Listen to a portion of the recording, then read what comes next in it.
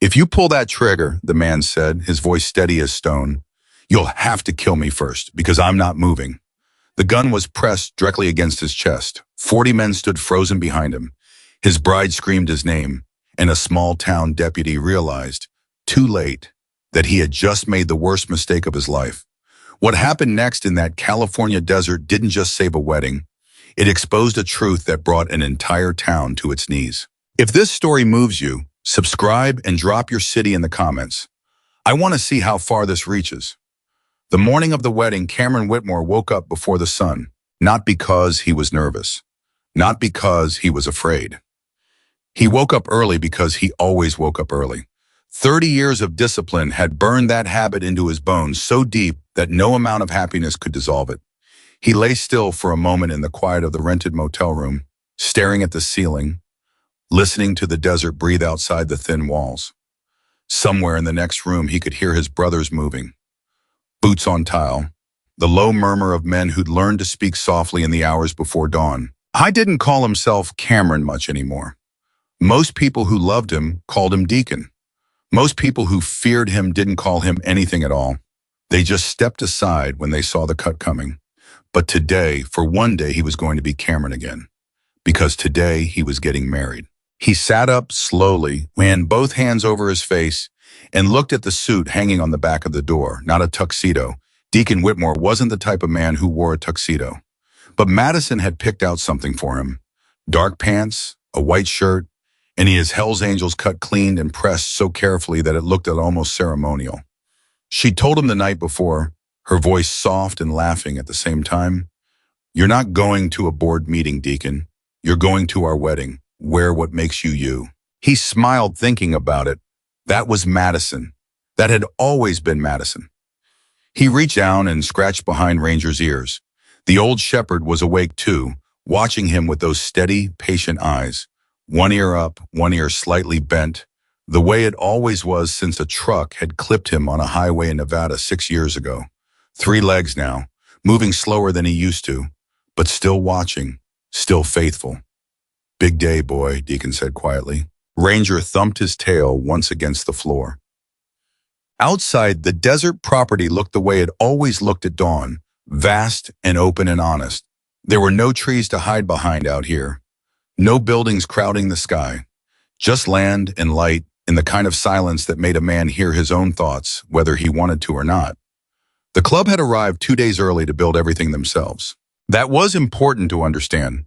These weren't men who hired things done. Every chair, every wooden arch, every string of simple white lights, all of it had been built and hung and arranged by hands that could just as easily have fixed an engine block or welded a steel frame. Former soldiers, mechanics, carpenters who never called themselves carpenters, men who understood that when something mattered, you didn't outsource it. You showed up, you worked, you made it with your own hands, so it meant something when it was done. Big Red, a 6'4" former Army sergeant with a voice like gravel and a laugh that carried half a mile, had built the altar himself from 2x4s he'd driven 4 hours to pick up personally. He'd sanded it 3 times, because the first 2 weren't smooth enough, and he refused to let Madison catch a splinter on her wedding day. "She gets one wedding," he'd told Deacon the night before, setting down his beer. "And it's gonna be right." Deacon had nodded. That was the thing that strangers never understood about these men. The thing that the news never showed. Behind every patch, behind every piece of leather, behind every tattoo that made comfortable people uncomfortable, there was a man who had decided that loyalty meant something, that showing up meant something, that the people you called your brothers were worth every sacrifice you could give. These men had given a lot. Most of them had given things they never talked about. By 9 in the morning, the property was full. 43 members had made the drive. Some had come from as far north as Oregon, some from Nevada. A few old-timers had ridden in from Arizona, their bikes weathered and loud and beautiful in the way that only old machines can be. Brothers who hadn't seen each other in months shook hands and embraced in that particular way that men who've survived things together always do. Quick and firm, but with weight behind it. The property owner, a retired rancher named Gerald Put, had given them full permission. He'd known Deacon for 11 years. He'd signed the paperwork without hesitation and told him, "You take as long as you need. My land is your land today." Deacon had the paperwork in his jacket pocket. He'd folded it carefully and put it there himself that morning, the way a man carries something he knows he might need later. He didn't know why, but something in him, that old instinct, the one that had kept him alive in places he'd never described to civilians, told him to keep it close. That instinct had never been wrong. Madison Cole arrived at 10:15. She stepped out of the car that her sister had driven, and when Deacon saw her from across the property, he forgot everything he'd ever known about how to act like a man who didn't feel things. She was wearing a simple white dress, no cathedral train, no veil that cost more than a motorcycle. Just a dress that fit her exactly right, with her hair the way he loved it. Loose, a little wild, the way it always looked when she'd been laughing. She was laughing now. She saw him and laughed and pressed one hand over her mouth and shook her head like she couldn't believe this was finally happening. 11 years. They'd been together 11 years. Anyone who knew them said it was inevitable. That from the first night they'd met, at a diner in Bakersfield, where Madison had been the waitress who told him straight to his face that she wasn't going to pretend to be intimidated just because he looked scary, it was inevitable. "You're not scary," she'd told him that first night, setting down his coffee without spilling a drop. "You're just big."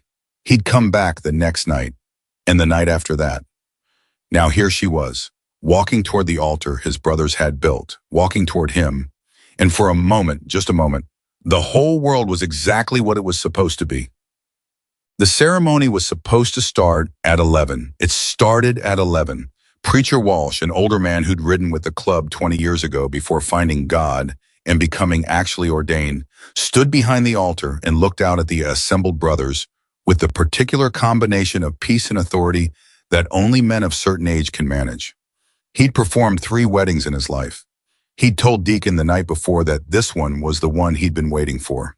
"You don't find a woman like Madison twice," he'd said, "so the first time better count." "It's going to count," Deacon had told him.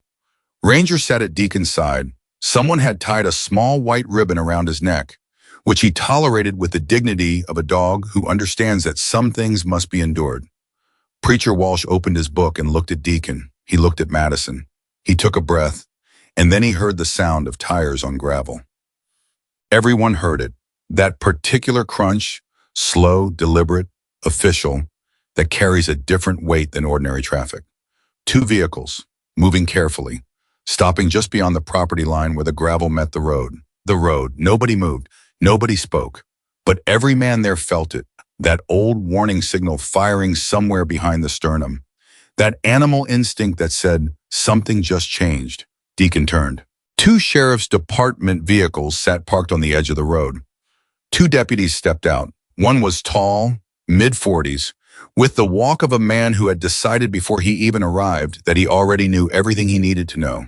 The other was younger, late 20s maybe, hanging slightly back, his expression unreadable, his hands uncertain at his sides. The older deputy, his name tag read Lawson, surveyed the property with the kind of slow, deliberate contempt that doesn't have to announce itself because it's written in every line of the body.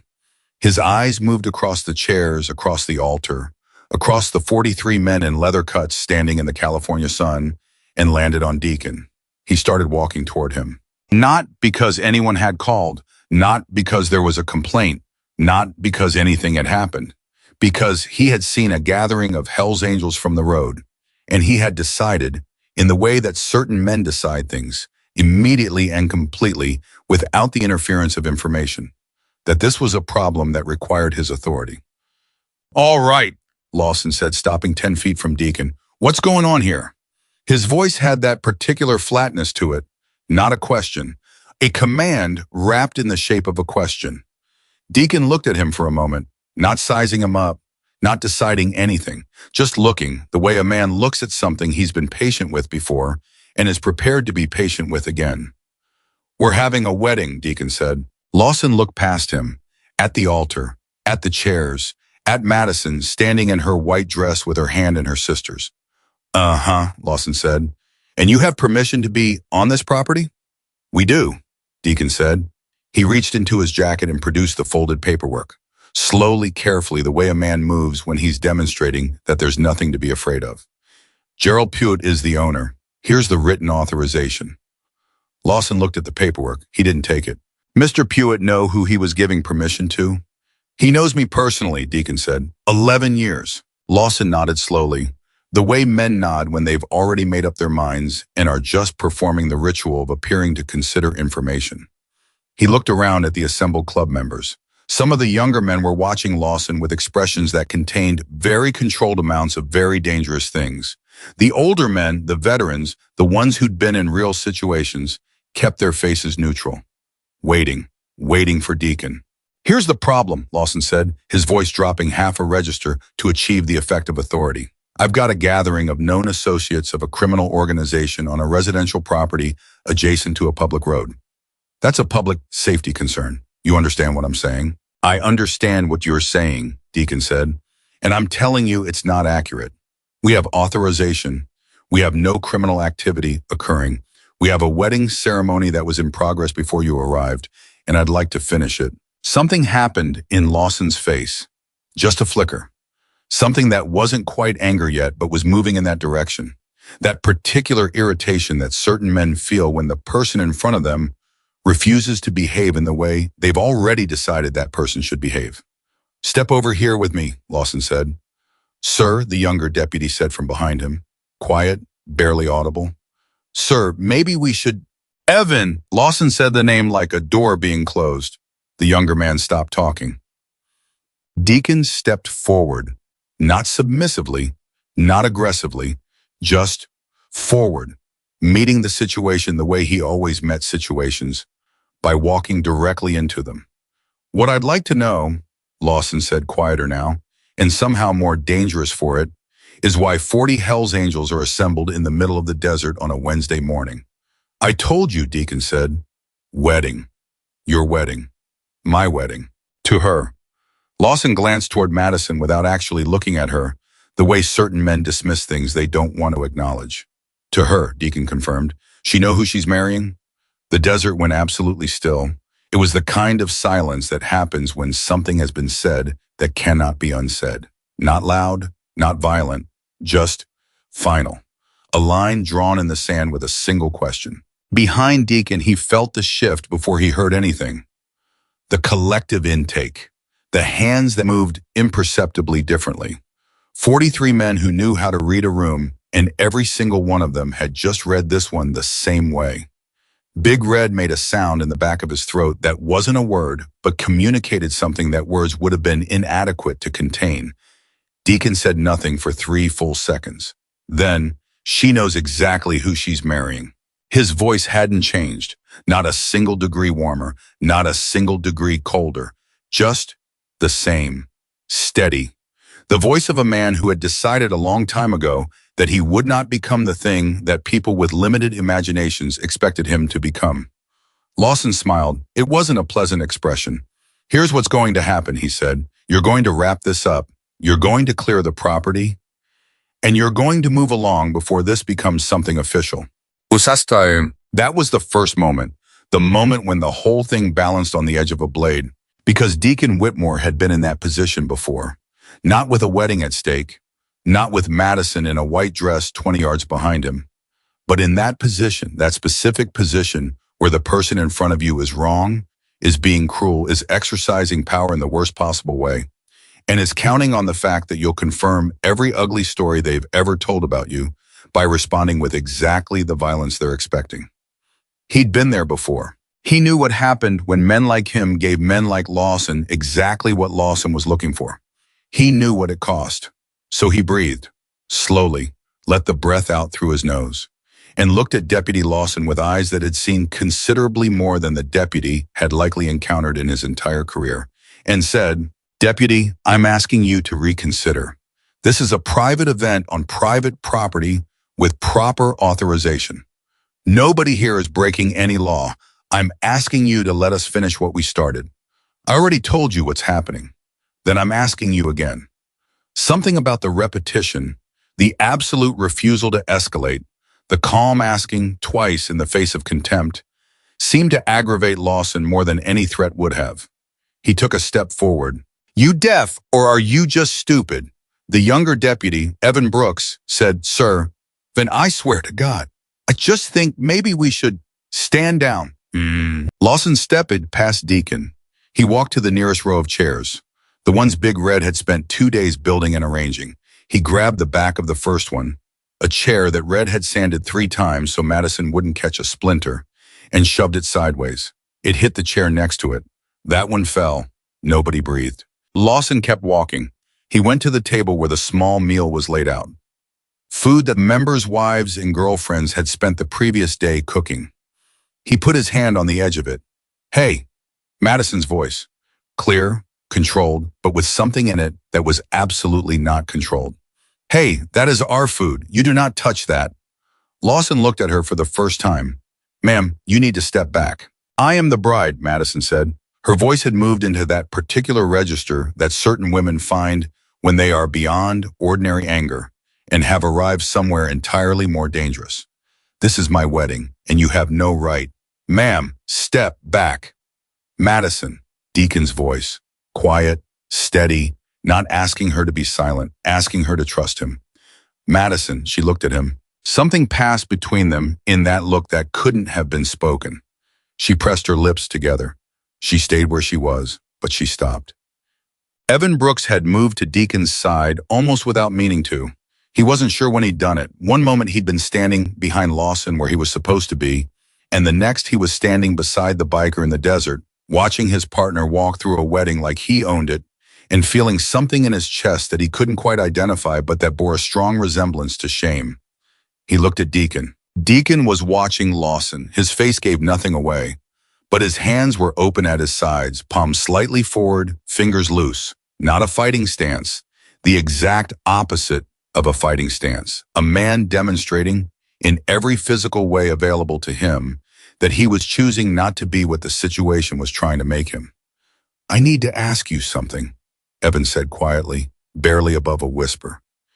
Deacon didn't look at him, still watching Lawson. Go ahead. How are you doing this? A pause, doing what? Standing here like this while he... Evan stopped, because there was no word that adequately described what Lawson was doing.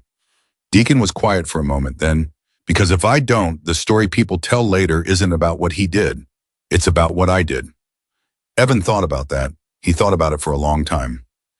Lawson came back from his tour of the wedding area. His face had changed. That particular shift that happens when a man who expected resistance has not received it and doesn't know what to do with that. He looked at Deacon. He looked at the assembled club members, 43 men who had not moved, had not spoken, had not given him a single thing to work with. Something flickered behind his eyes. Not doubt, not yet, but something adjacent to it. Last time he said, pack it up, move along. Deacon looked at him. Then he did something nobody expected. He looked at Evan Brooks, not at Lawson, at the young deputy. He turned to face him, giving Lawson his back, which was itself a kind of statement, and looked at Evan Brooks with the full attention of a man who had spent decades reading people. Your father, Deacon said, his voice quiet enough that only the two of them could hear, still owns Brooks Hardware on Main Street? Evan's face changed. Does he? Yes, Evan said slowly. Yes, he does, but how did you... I grew up near here, Deacon said, long time ago, before a lot of things.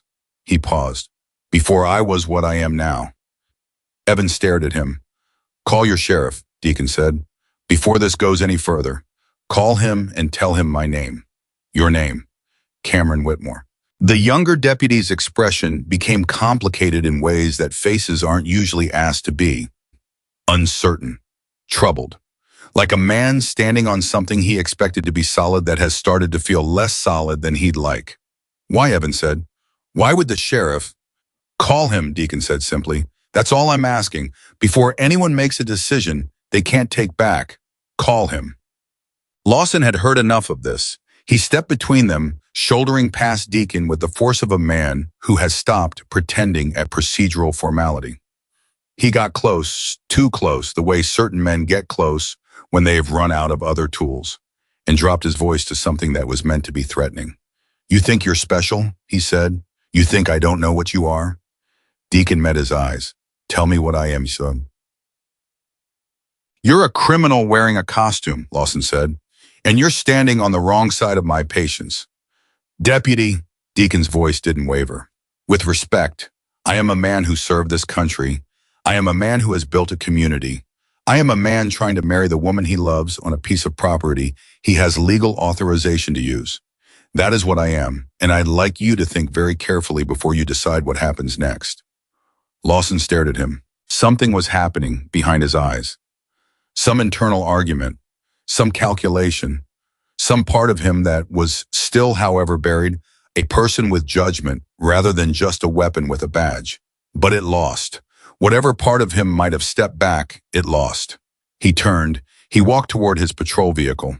And Evan Brooks watched him go with a feeling in his stomach that he'd had once before, on a call 3 years ago, walking toward a house where he already knew what he was going to find. That particular dread, that knowledge that what's about to happen cannot be stopped. Sir, he said, starting after Lawson.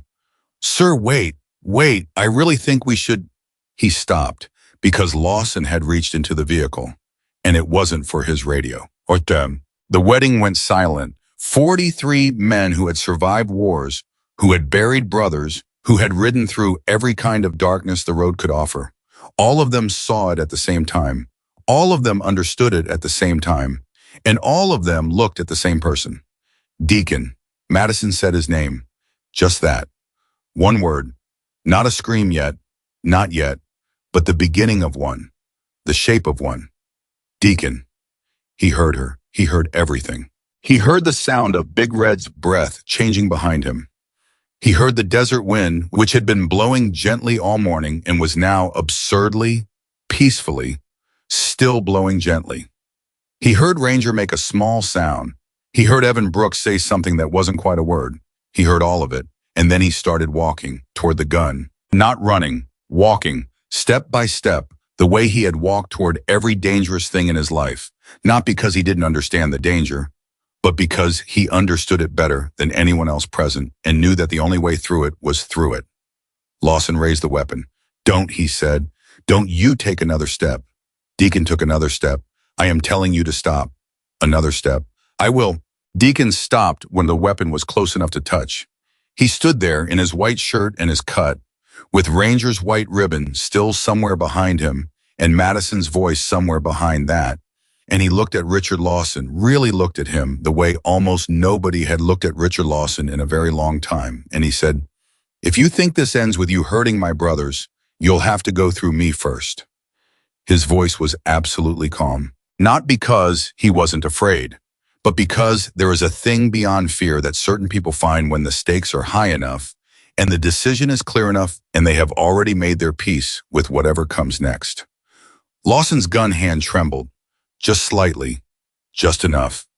You're crazy, Lawson said, and for the first time his voice had something in it that wasn't authority, something smaller, something that might, under different circumstances, have been called fear. Maybe, Deacon said, but I'm standing here, and you have to make a decision.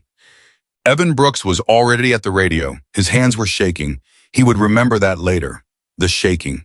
He'd held it together through the whole thing, through all of it, until the moment he reached for that radio, and then his hands would not stop trembling, and he didn't even try to make them stop, because some things deserve to be trembled at. Sheriff Hayes, he said, this is Brooks. I need you on the line, sir. We have a situation. What situation, Brooks? The sheriff's voice was steady, unhurried. The voice of a man who had been receiving radio calls for 30 years and had learned to pace his alarm. Evan looked at Deacon, standing still as stone with a weapon at his chest. The man involved, sir, he asked me to tell you his name. Evan swallowed. Cameron Whitmore. The radio went silent, not for a second, not for 2 seconds. For 4 full seconds, the radio was completely silent. And then the sheriff's voice came back, and it sounded like a man who had just heard something that he'd given up on hearing, something he thought he'd never hear again. Cameron Whitmore? Yes, sir. Another pause. And then quiet, certain, carrying the weight of 30 years. Don't let anyone touch that man. Do you hear me, Brooks? Do not let anyone touch him. I'm on my way. Lawson heard it, standing in the desert sun with his weapon raised and 43 pairs of eyes on him, and the radio in his partner's hand, saying those words in that voice. He heard every word of it.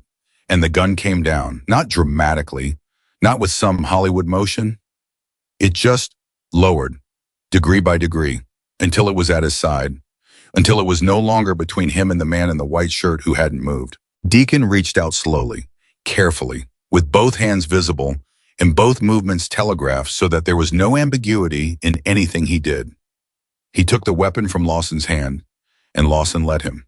He unloaded it the way a man who knows firearms unloads them, efficiently and without ceremony. He held out the unloaded weapon. Lawson took it back. Neither man spoke. For a long moment, neither man moved. Then Deacon said, quietly, without triumph, without malice, the way you say something that you want to actually reach the person you're saying it to, rather than just land somewhere in the vicinity of their ears. Today could have been a lot worse. Be thankful it wasn't. And he turned away. He turned back toward his wedding, toward the altar Big Red had built, toward the woman in the white dress, toward Ranger, who was sitting exactly where he'd left him, watching everything with that one slightly bent ear, thumping his tail once on the ground as Deacon came back. Behind him, Evan Brooks was staring at Richard Lawson. Lawson was staring at his own hands. He wasn't the kind of man who inspected his hands. He wasn't the kind of man who stood in desert sun looking at himself. But he was doing it now, looking at his hands the way you look at something that has just done something you didn't fully authorize and didn't fully understand, and are now, in the quiet aftermath, starting to comprehend. Sir, Evan said softly, I think we should stay back. Lawson didn't answer, but he didn't move forward either. In the distance from the road that led out of town, the sound of another vehicle was already growing. The sheriff was coming, and somewhere in the desert, with the sun now directly overhead and the wind gentle and the white ribbon still tied around an old dog's neck, a wedding that had been paused for the worst possible reason was waiting, quietly, stubbornly, with the particular patience of people who have learned that the right things take longer than they should, but are worth every moment of the waiting, to begin again. The sound of Sheriff Hayes's vehicle on the gravel road changed everything. Not immediately, not in one clean moment. It changed the way pressure changes before a storm, gradually then all at once, something shifting in the air that every person present felt in their chest before they could name it. Evan Brooks heard it first. He was still standing where he'd been when he made the radio call, his hands finally steady again, watching Lawson with the particular wariness of a younger man who has just watched someone he's supposed to trust do something he cannot explain and cannot excuse. He heard the engine. He heard the tires. And he exhaled a breath he hadn't known he was holding. Lawson heard it too. Something moved across his face. Not fear exactly, but its first cousin. The expression of a man who has acted on certainty and is now, for the first time, uncertain. He straightened his posture the way men do when they're preparing to defend something they already know is indefensible. He tucked his unloaded weapon back into its holster. He rolled his shoulders. He became, in the span of about 4 seconds, a performance of composure rather than the real thing. Deacon had gone back to Madison. He hadn't made a speech. He hadn't turned around and addressed the crowd.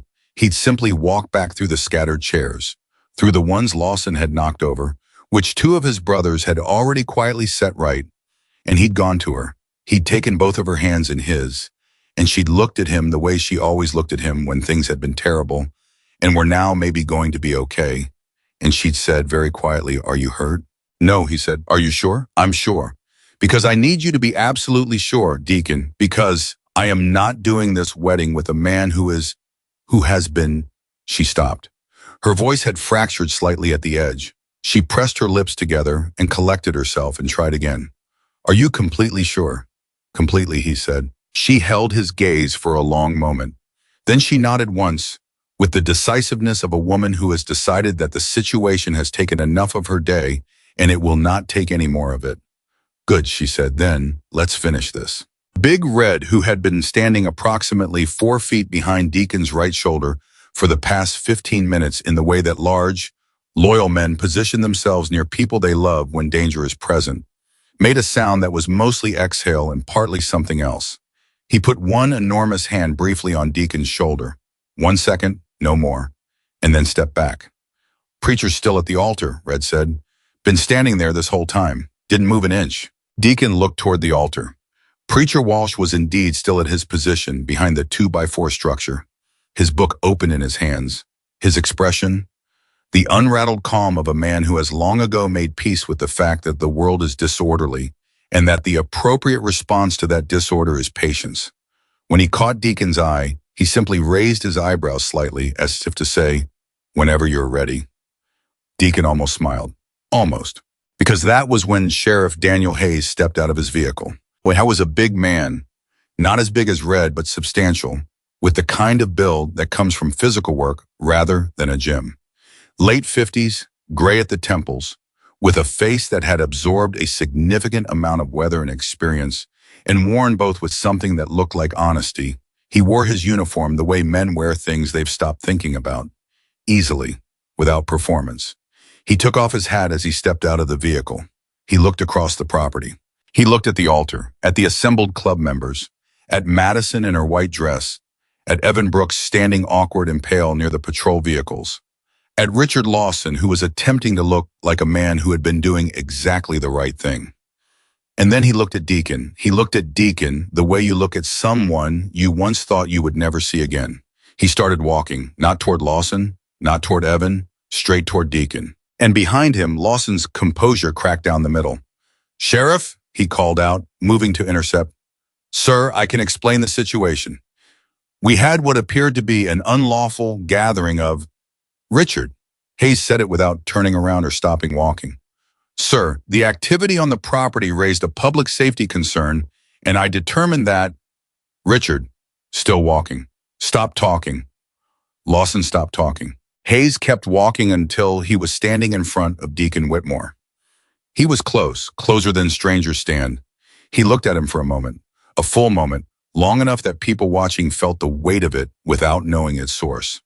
Then Daniel Hayes, sheriff of the county, a man who had spent 30 years being the authority in every room he entered, reached out and pulled Deacon into an embrace. Not a handshake, not an embrace, arms around shoulders, real and complete, the kind of embrace that contains a history that the people watching it don't yet know. The desert went absolutely silent. 43 Hell's Angels, one stunned younger deputy, one furious older deputy whose fury had nowhere left to go, a bride who had stopped breathing, and a preacher at an altar who had closed his book and was watching with an expression of quiet understanding, like a man who has learned to recognize the shape of grace when it appears, even when it appears in unexpected clothing. Hayes stepped back. His hands stayed on Deacon's shoulders for another second. His eyes were bright. "Cameron," he said, just that, one word. The given name, not Deacon, Cameron. "Daniel," Deacon said. Evan Brooks was watching this from 30 feet away and feeling the specific vertigo of a man whose understanding of a situation has just been rotated approximately 90 degrees without warning. He looked at Lawson. Lawson was staring at the sheriff and the biker, standing together like they were an equation that refused to balance. His jaw was set, but his eyes were doing something complicated. "Somebody," Evan said very quietly, mostly to himself, "is going to have to explain this to me." He didn't know that he was about to get more explanation than he'd bargained for. Hayes turned to face his deputies. He didn't rush to it. He stood at Deacon's side, literally at his side, which was itself a statement so loud it required no amplification.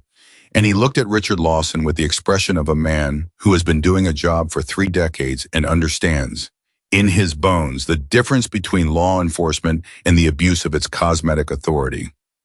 "You want to tell me what happened here?" Hayes asked. Lawson began his version.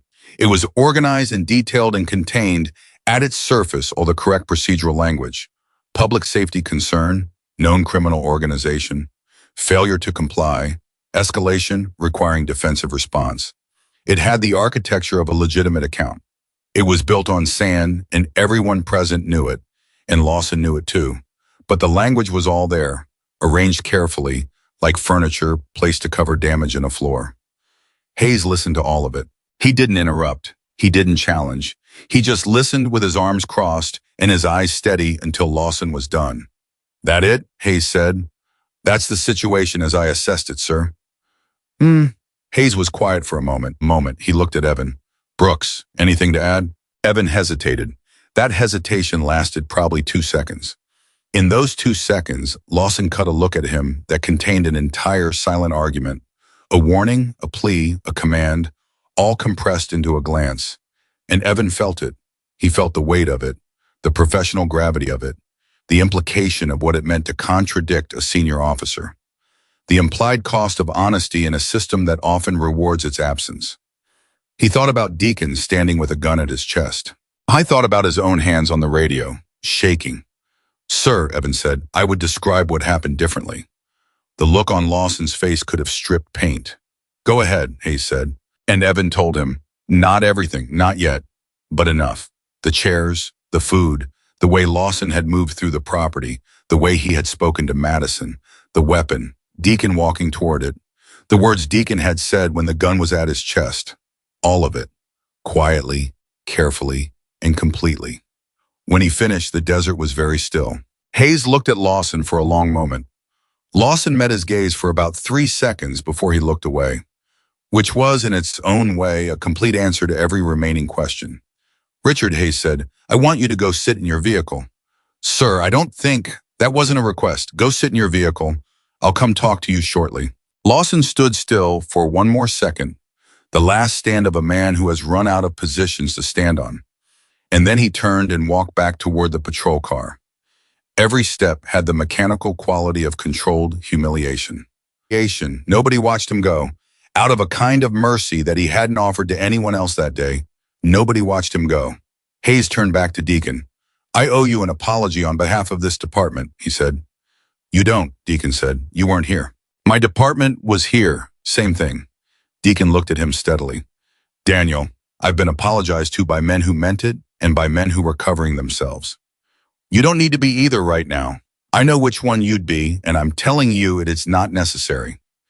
Hayes was quiet for a moment. Something moved across his face. Not quite grief, not quite gratitude.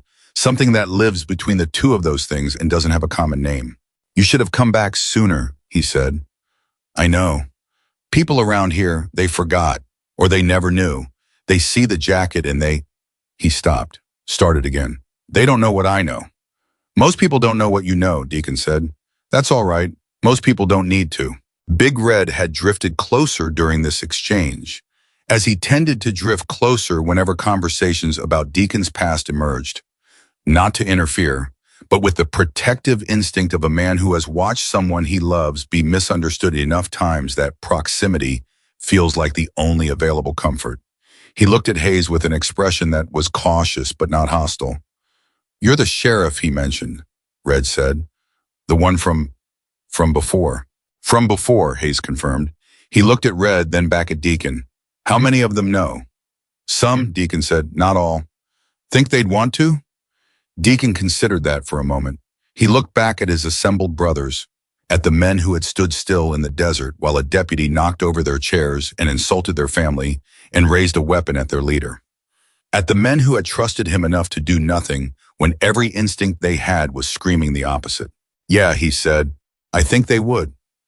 Hayes nodded once. He turned to face the assembled club members. He didn't use a commanding posture.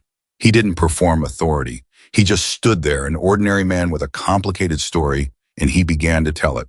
30 years ago, Hayes said, his voice carrying easily in the desert air, "I was 26 years old. I was driving home on Route 9 after a night shift. It was late, past 2 in the morning. I came around a curve I'd taken 100 times, and there was water on the road from a busted irrigation pipe I didn't know about." He paused. "I went into a drainage culvert. Vehicle caught fire." He said those words the way men describe things they've spent years putting distance between themselves and, plainly, factually, because the emotion is too old now to be performed, but still present enough that it surfaces in the specific way they choose their words. "I couldn't get the door open. I couldn't get the window down. The smoke was..." He stopped again, shorter pause. "I was going to die. I knew I was going to die, and then somebody broke the window." The assembled men were completely silent, every one of them. Somebody I'd never seen before pulled me out, carried me to the edge of the road, and sat with me until the ambulance came. I kept asking his name. He kept telling me it didn't matter. By the time the paramedics had me loaded, he was gone. Hayes looked at Deacon. "It took me 3 years to find out who it was. By then he'd moved on. And he cleared his throat. I never got the chance to tell him what I should have told him. Preacher Walsh, at the altar, 30 feet away, put his hand over his mouth. Madison, standing beside Deacon, had stopped pretending that she wasn't crying. Big Red had his arms crossed and was looking at the ground with the specific expression of a man who is not going to cry and is employing significant resources to ensure that outcome. Deacon said nothing. He stood very still. This man, Hayes said, walked into fire for a stranger, for someone he owed nothing to. No obligation, no history, no reason in the world except that a person was in trouble and he was there and he could help. He looked at the assembled members. You want to know who you're riding with? That's who you're riding with. For a long moment, nobody moved. Then Tommy Reyes, one of the youngest members, 24 years old, who had been standing near the back and had spent the last 40 minutes doing the controlled breathing exercise that Deacon had taught him for exactly this kind of situation, said out loud and without self-consciousness, "Man." It wasn't eloquent, but it was true. And in the specific silence that followed, it was exactly what was needed. Someone started to clap. Just one person at first, then 2, then 10, then all of them, 43 men in the desert, clapping and calling out, not for a performance, not for a speech, but for a man they thought they knew and were now understanding they'd only partly known. Voices called out things that weren't quotable because they weren't composed. They were spontaneous, real, the kind of things men say when they stop performing toughness for a moment and say what they actually mean. Deacon turned around. He looked at his brothers, and for just a moment, one moment, visible to anyone who was watching closely enough, the composure he'd maintained through everything cracked slightly at the edges, not into grief, into something that was the opposite of grief, something that people in that desert would spend a long time afterward trying to describe and never quite managing to, because certain things don't have adequate language and perhaps aren't supposed to.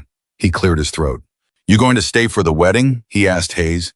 Hayes looked at Madison, who had been watching all of this with tears that had made her mascara do things she was going to address later. Looked back at him and said, absolutely he is. Hayes put his hat back on. I'd be honored. Deacon turned to Preacher Walsh. Preacher, he called. Walsh raised his eyebrows.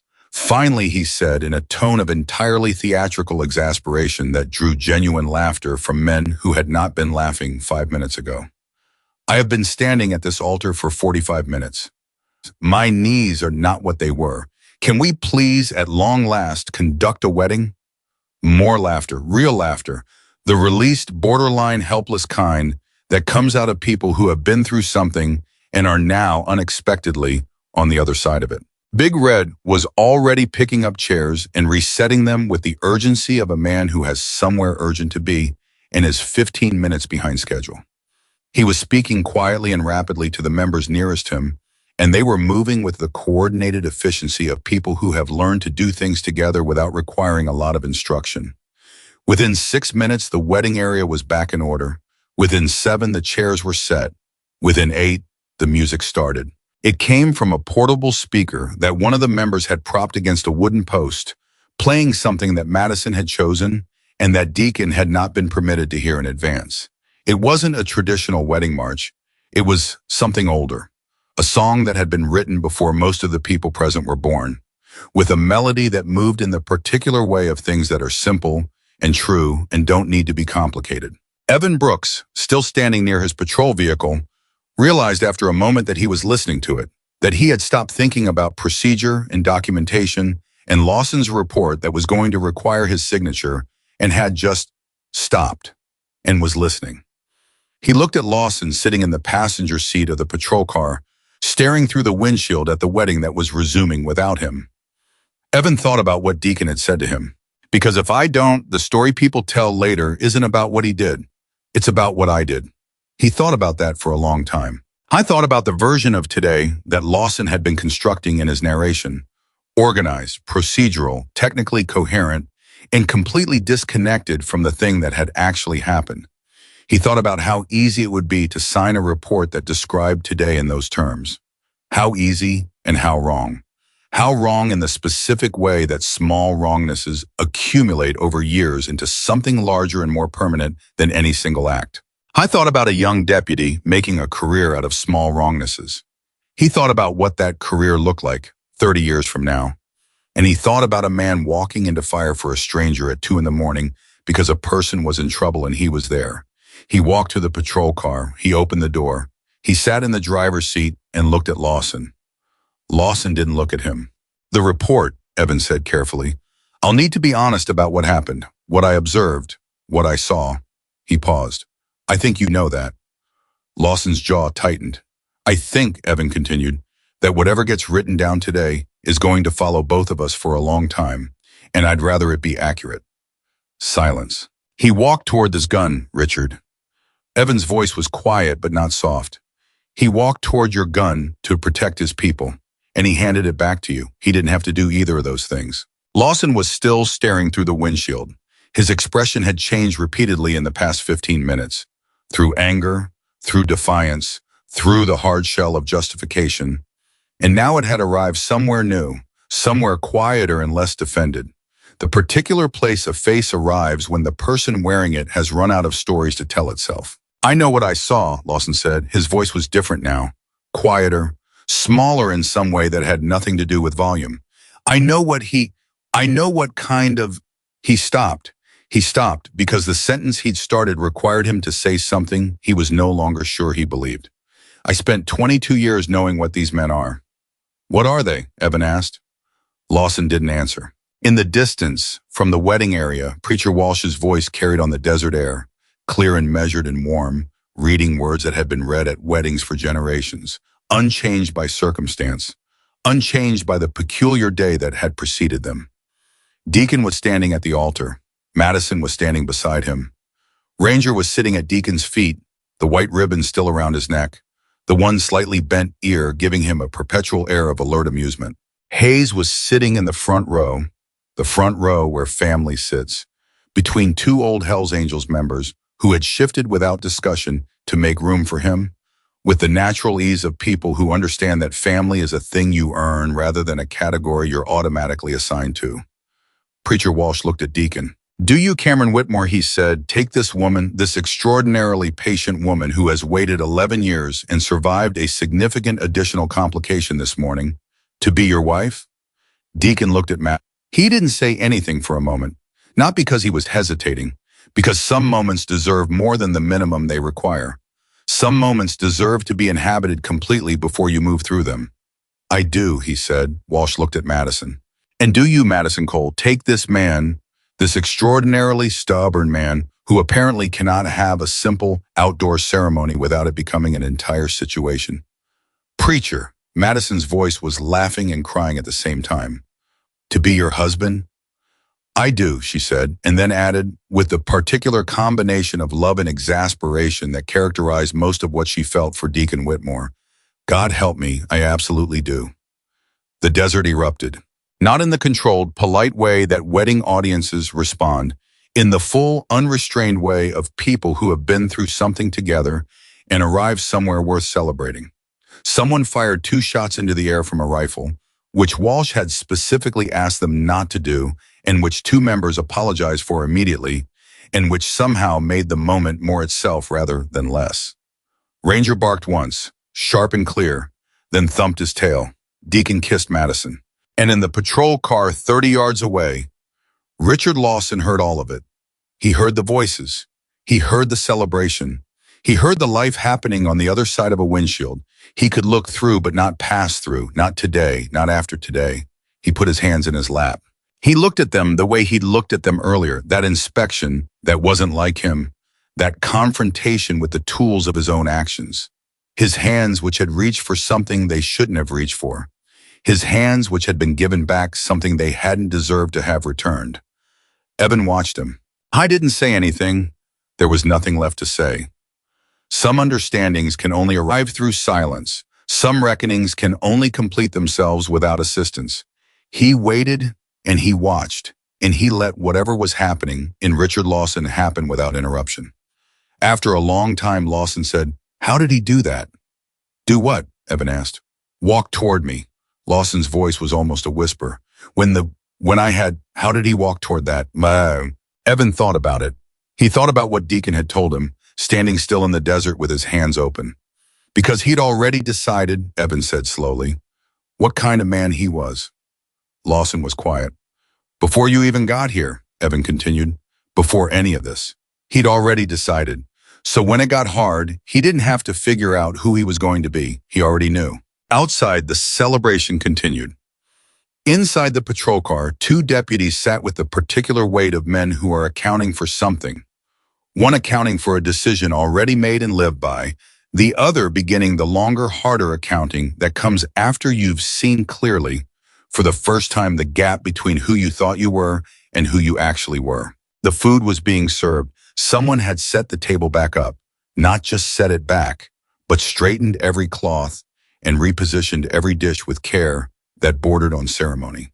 The same hands that had been prepared an hour ago for something very different. Hayes was talking to Big Red. They were the most unlikely pair of conversationalists, a county sheriff and a 6'4" former Army sergeant with tattoos covering most of his visible skin. And they were talking with the easy comfort of 2 people who have discovered an unexpected common ground and are slightly surprised by how much they enjoy standing on it. He never told any of you? Hayes asked. About you? No, Red said. He thought about it. Deacon doesn't talk about the things he's done, just does them. You know how those people are. I do, Hayes said. Yeah, I know exactly how those people are. Red looked at him sideways. How long did it take you to find out it was him? 3 years, and then it took me another 2 years to track down which chapter he'd joined, and then he'd moved on from that one. And then, Hayes shook his head. It became the thing I was going to do but never quite managed to do. You know how that goes. Yeah, Red said. Yeah, I know how that goes. I almost didn't come today, Hayes said. Red looked at him sharply. I mean, when Brooks called in with the situation, I almost sent another deputy. Almost let it resolve itself. Hayes paused.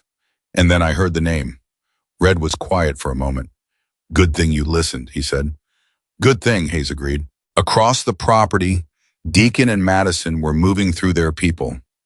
Not cutting cake, not doing the formal processional things that weddings and other contexts demanded, but just moving together through the men and the women who had come to celebrate them. Stopping, talking, laughing at things. The particular ease of people who have survived something difficult together and are now on the other side of it and know, in the way you only know things that have been tested, that they are going to be all right. Madison had taken off her shoes. She was holding them in one hand and holding Deacon's hand with the other, walking barefoot across the desert ground that she'd earlier been standing on in ceremony, now just standing on in life, which is better anyway. You knew, she said to him. Knew what? That he was the sheriff here. You knew before today. Deacon considered that. I knew the name. I knew Hayes was sheriff. I didn't know it was the same Hayes until Brooks said the name and He paused. I recognized it. And you didn't say anything. What would I have said? She looked at him, the specific look she had for the specific flavor of his stubbornness that she found simultaneously infuriating and deeply, helplessly endearing. I don't know. Maybe Madison, the man whose life I once saved, is apparently now the sheriff of the town where we're getting married. Deacon thought about that. Would that have been a useful piece of information to have? She continued. In hindsight, he said, possibly. In hindsight, she repeated. Then she laughed. The full, real laugh, the one that started in her chest, the one that was entirely her and not a performance of any kind. Only you, Deacon Whitmore, only you could have a situation like today, and it turned out that the key to the whole thing was something you'd never bothered to mention. You married me anyway, he said. I married you anyway, she confirmed, which probably says something about me. It says everything I know about you, he said, and the way he said it, simple and true, without ornamentation, made her stop walking for a moment and look at him. She squeezed his hand. He squeezed back. Ranger had found them and was walking between them in the way of old dogs who require proximity to the people they love. His 3 legs managing the terrain with the practiced confidence of an animal who has long since stopped concerning himself with what he lacks. Hayes watched them from across the property. He'd been watching Deacon move through the celebration, watching the way his brothers came to him, the way he talked to each of them, the way he listened, the way he made each person feel. for the duration of the conversation, that they were the only person present. He'd been watching and feeling something that he hadn't expected to feel today, something that hadn't been on the schedule when he'd driven out here in response to a radio call. He'd expected relief. He'd expected resolution. Some version of closure on a 30-year debt that had weighed on him with the consistency of something structural. He hadn't expected to feel proud, but that was what it was. Looking at Cameron Whitmore moving through his people on his wedding day after a morning that would have broken most men. That was pride. The specific, almost paternal pride of someone who has witnessed a person be their best self under conditions specifically designed to prevent it. I thought about the young man who had broken a car window in the dark of a burning night on Route 9. The man who had said his name didn't matter and walked away before anyone could thank him. He thought about the man standing in the desert with a weapon against his chest, walking toward it rather than away, saying, "You'll have to go through me first." 30 years, same man. And Hayes thought, some people spend their whole lives trying to become who they already are. And some people are just already there, from the beginning. Like they arrived with something settled inside them that the rest of us spend decades still working on. He raised his cup. Someone had handed him food and a drink at some point, and he'd accepted both without registering it.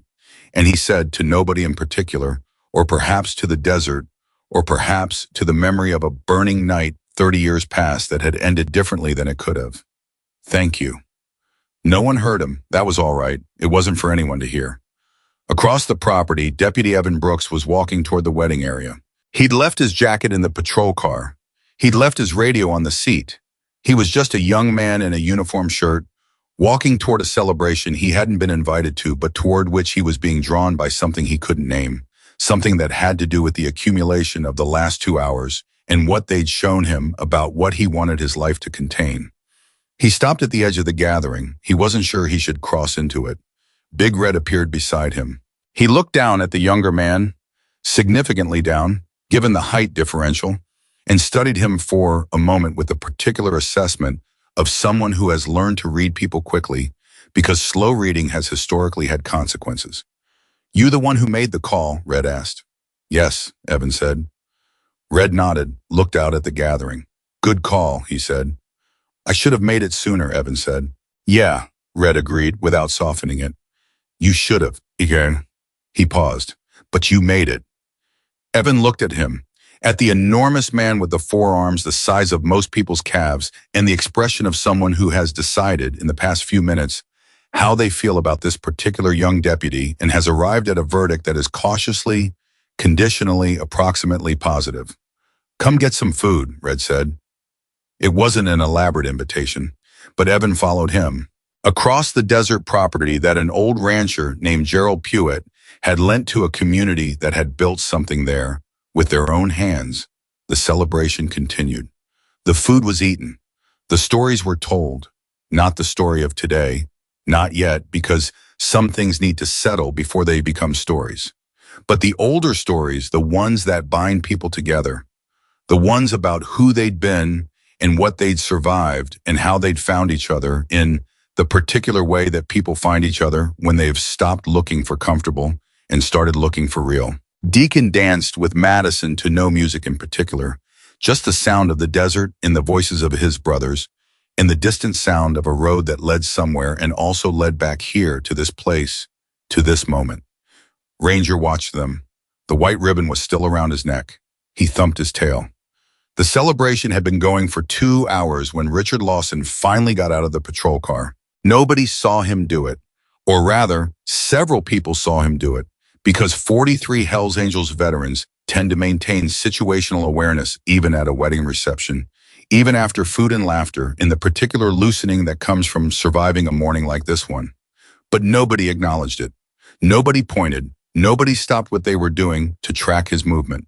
They simply noted it, the way experienced people note things, and continued their conversations. Lawson stood beside the vehicle for a moment. He'd been sitting in that car for 2 hours. 2 hours of watching through glass. 2 hours of listening to celebration that he had tried to prevent and that had happened anyway, with a fullness and a realness that the glass between him and it somehow amplified rather than diminished. There is a particular torture in watching something good happen that you almost destroyed. He'd had 2 hours to sit with that torture, and it had done something to him. Not fixed him. That would take considerably longer and considerably more work than 2 hours in a patrol car. But it had started something, like the first crack in ice that's been frozen for a very long time. He started walking toward the gathering. He wasn't sure why. He hadn't planned to. His feet made the decision before his mind caught up to it, which was perhaps the only way that decision could have been made. If he'd thought about it first, he would have convinced himself not to. He would have built a case. He would have told himself a version of it that allowed him to stay in the car until it was time to leave. But his feet went, and so he went. Big Red saw him come in first. His eyes tracked the movement the way a man's eyes track things when he spent years needing to know exactly who is approaching and from which direction. He watched Lawson walk across the property, the way his shoulders were set differently than they'd been that morning, the way his hands were down and open at his sides, which was either the most dangerous configuration or the most vulnerable one, depending entirely on context. Red read the context. He said nothing, but he positioned himself so that he was visible to Deacon without being obvious about it. Deacon was in the middle of a conversation with Hayes and 3 of the older members, a conversation about nothing consequential. The kind of conversation that happens in the aftermath of consequential things when people need to breathe. When he registered Red's positioning, he didn't turn, didn't interrupt the conversation. But some part of him cataloged it and began quietly to pay attention. Lawson stopped about 10 feet from the edge of the gathering. He stood there, not approaching further, not retreating, just standing, like a man who has arrived at a door he's been telling himself he'd never need to knock on and is now standing in front of it, trying to remember why he believed that. Tommy Reyes was the one who noticed him standing there. Tommy, who was 24 and still at the age where he responded to things more immediately than the older members had learned to. He saw Lawson and his jaw tightened, and he took a half step forward before an arm came across his chest. Not grabbing him, just present. The arm of a member named Carver, who was 41 and had learned, over many years and several regrettable incidents, the difference between responding and reacting. "Hold," Carver said. "He's got some nerve," Tommy said, low and tight. "He's got something," Carver said. "Wait and see what." Lawson was looking at Deacon. Deacon had turned now. He was looking back. The conversation with Hayes had stopped naturally, not interrupted, just suspended. And Hayes himself had turned to see what Deacon was looking at. When he saw Lawson, his expression changed into something that wasn't quite readable. Not anger, not welcome, the complicated expression of a man who is watching 2 things that he is responsible for in different ways, attempting to navigate toward each other. Nobody moved. This was a different kind of stillness than the stillness of that morning. That morning's stillness had been held in place by tension, by danger, by the coiled readiness of men who were controlling themselves through will. This stillness was different, quieter. The stillness of people who are waiting to see what a man is capable of when there's no advantage to be gained from it, when there's nothing to win, when all that's available is the decision of who to be. Lawson walked forward. He stopped in front of Deacon. He was close enough now that they were having a conversation, whether either of them spoke or not, the conversation of proximity, of presence, of 2 men who had been on opposite sides of something and were now standing in the same place without the structure that defined those sides. Lawson opened his mouth. He closed it. He looked at the ground for a second, then back up, and Deacon watched him do all of this without expression, without hurry, without filling the silence with anything. Because Deacon Whitmore had learned, through decades of situations where patience was the only tool that worked, that sometimes the most important thing you can do is simply wait for the person in front of you to find their way to what they need to say. "I don't have good words for this," Lawson said. His voice had lost the official flatness of that morning. It was just a voice now, a person's voice. I don't do this kind of thing well." "Take your time," Deacon said. Lawson looked at him with an expression that was very close to disbelief, that the man he had pulled a weapon on was standing here telling him to take his time. Something flickered in his face. Not a smile, but the place where a smile might appear in a different moment if enough things changed. "I was wrong today," Lawson said, "about what I thought, about how I acted." He paused. "About all of it." The desert was listening. Every person in that gathering was listening, and everyone was pretending very carefully not to be, because some moments deserve the dignity of apparent privacy, even when they're happening in front of 45 people. I've been doing this job for 22 years, Lawson continued, and I've had a picture in my head of what certain people are, what they mean, what they're capable of. He looked at the cut on Deacon's shoulders, the Hell's Angels patch, the colors that had defined everything he'd believed he knew that morning. I was wrong about the picture. Deacon was quiet for a moment. You're not the first, he said finally.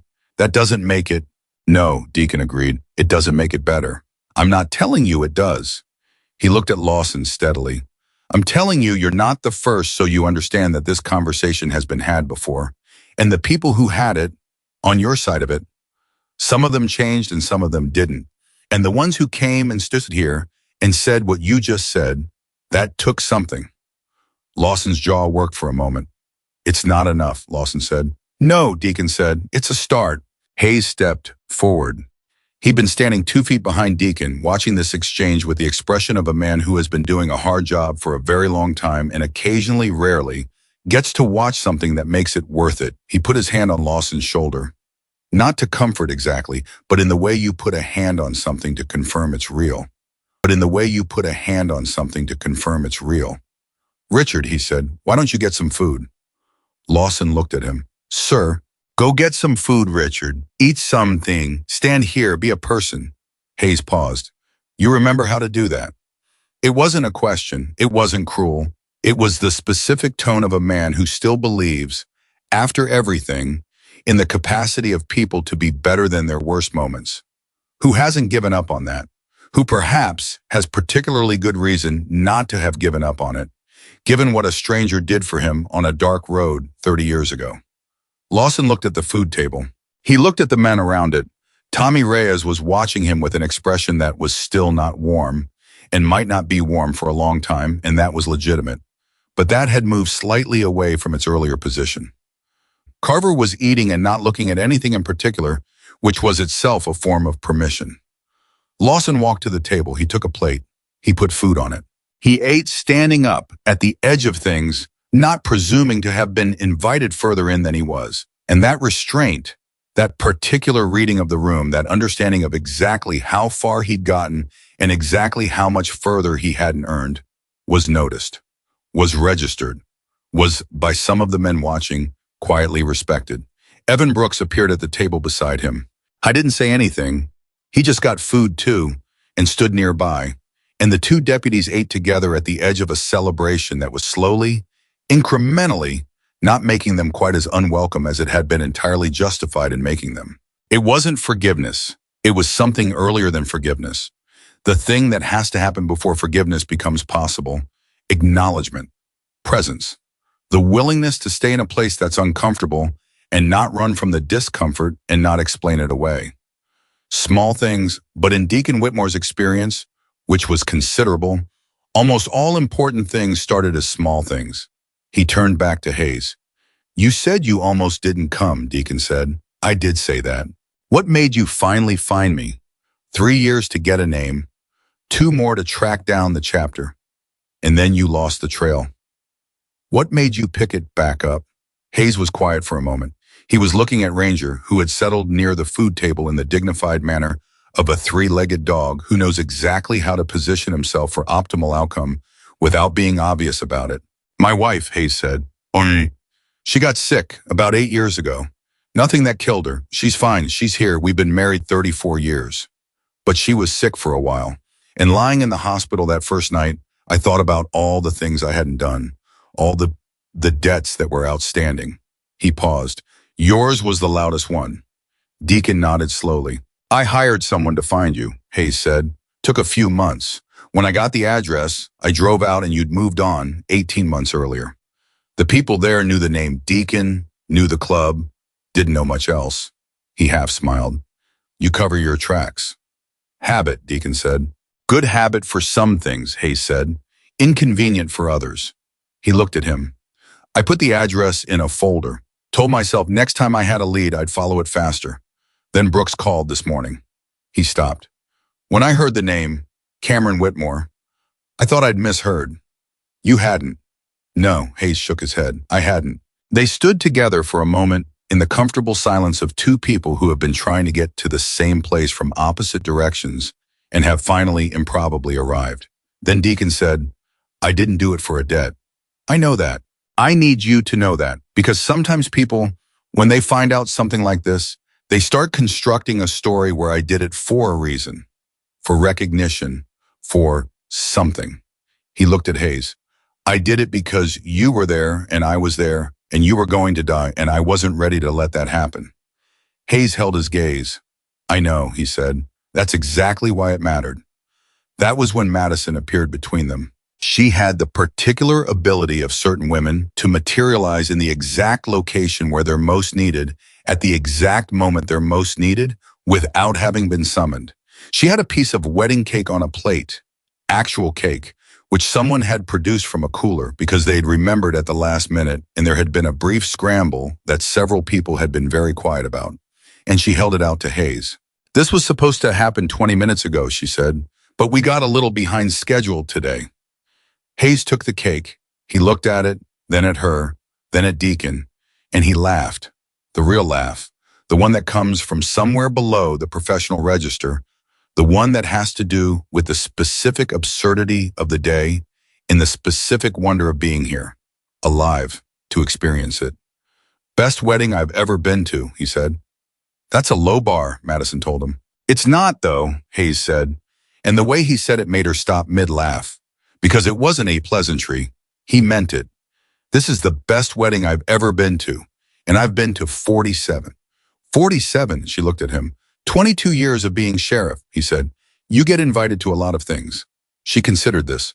We'll take it, she said. Now it was Preacher Walsh who was making his way through the gathering toward Deacon with the focused determination of a man who has been waiting to say something and has been patient about it for long enough. He was carrying his book, which he'd finally closed and tucked under his arm, and his expression was the particular combination of peaceful and purposeful that characterized the way he moved through the world on the days when he was most himself. Deacon, he said, reaching him, I need a word.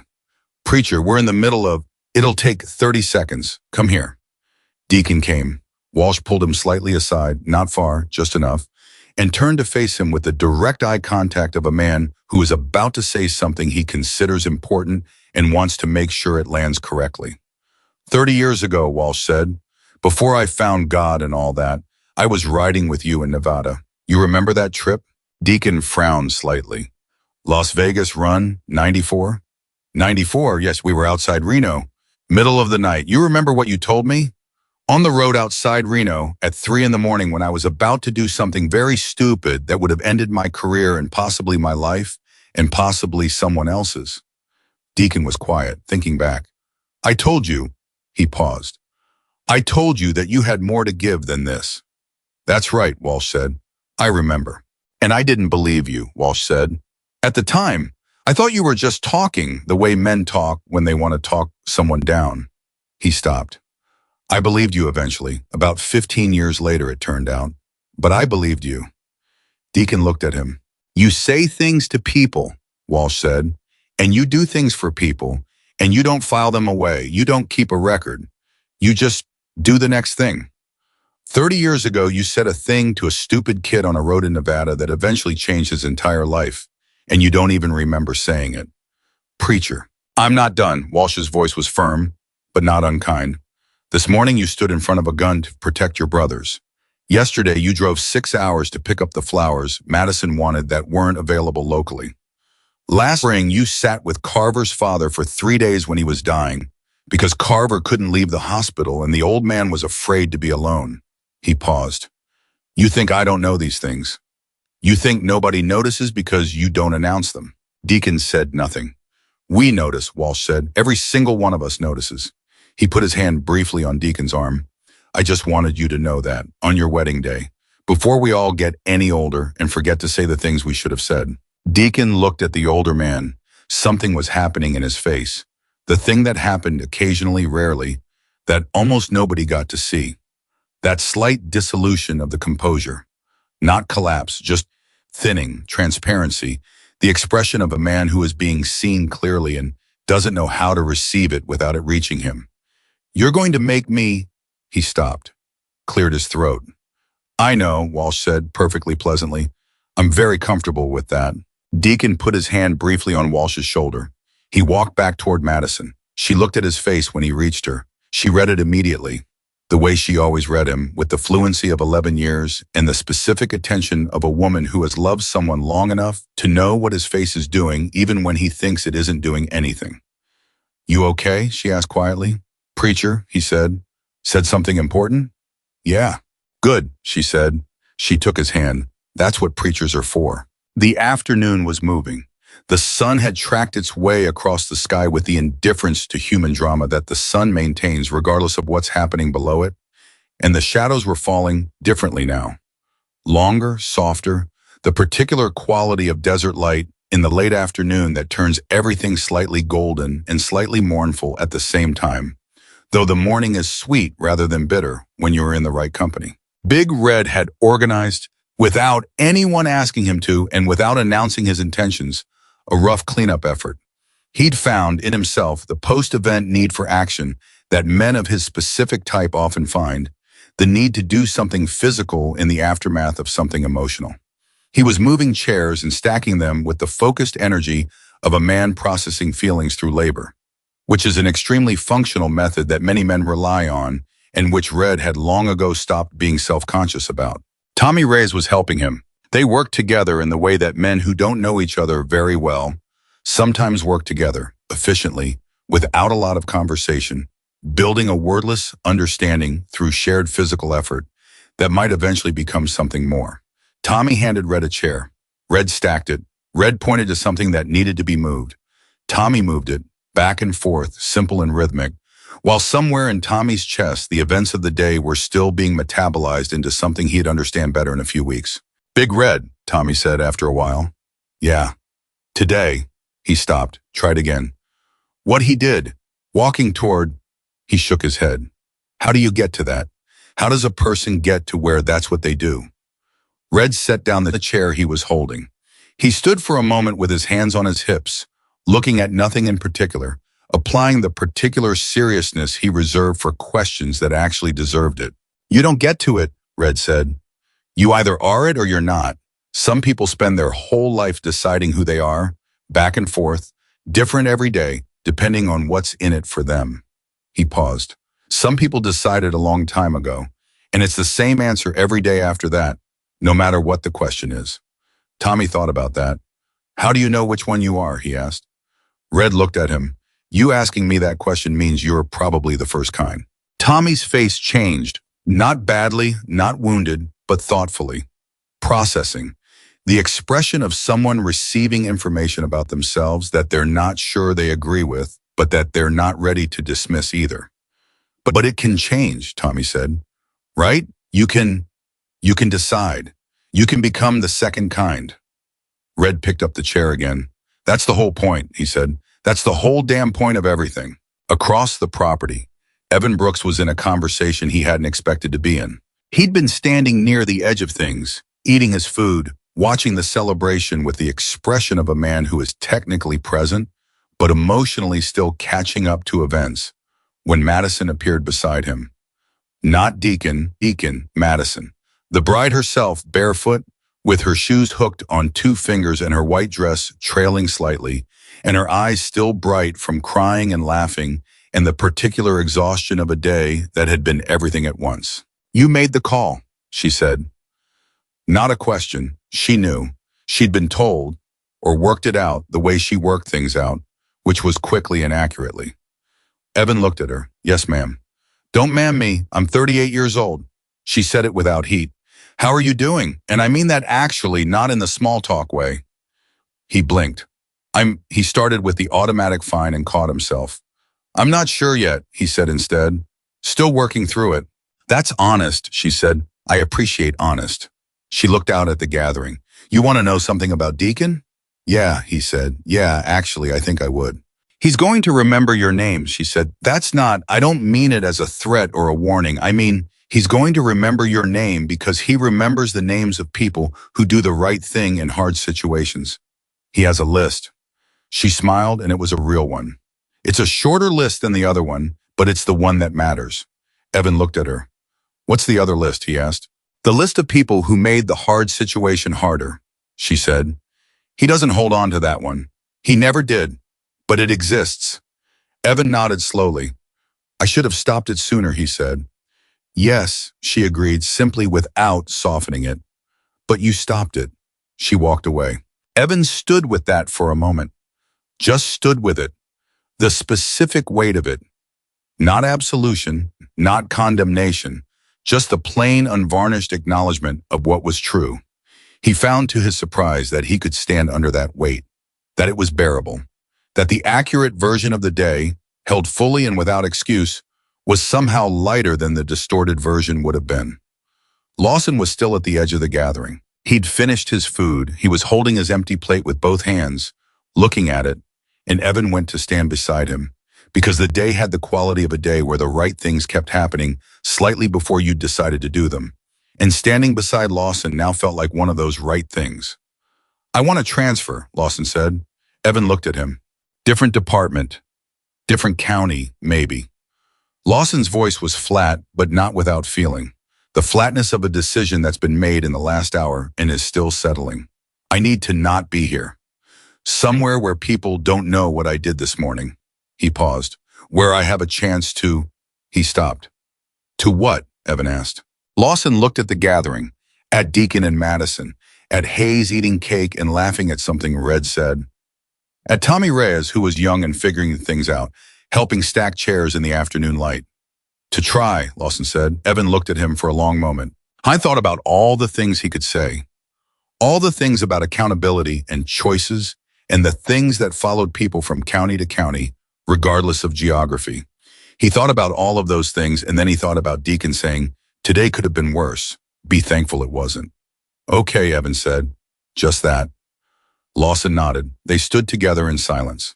It was Hayes who found them eventually.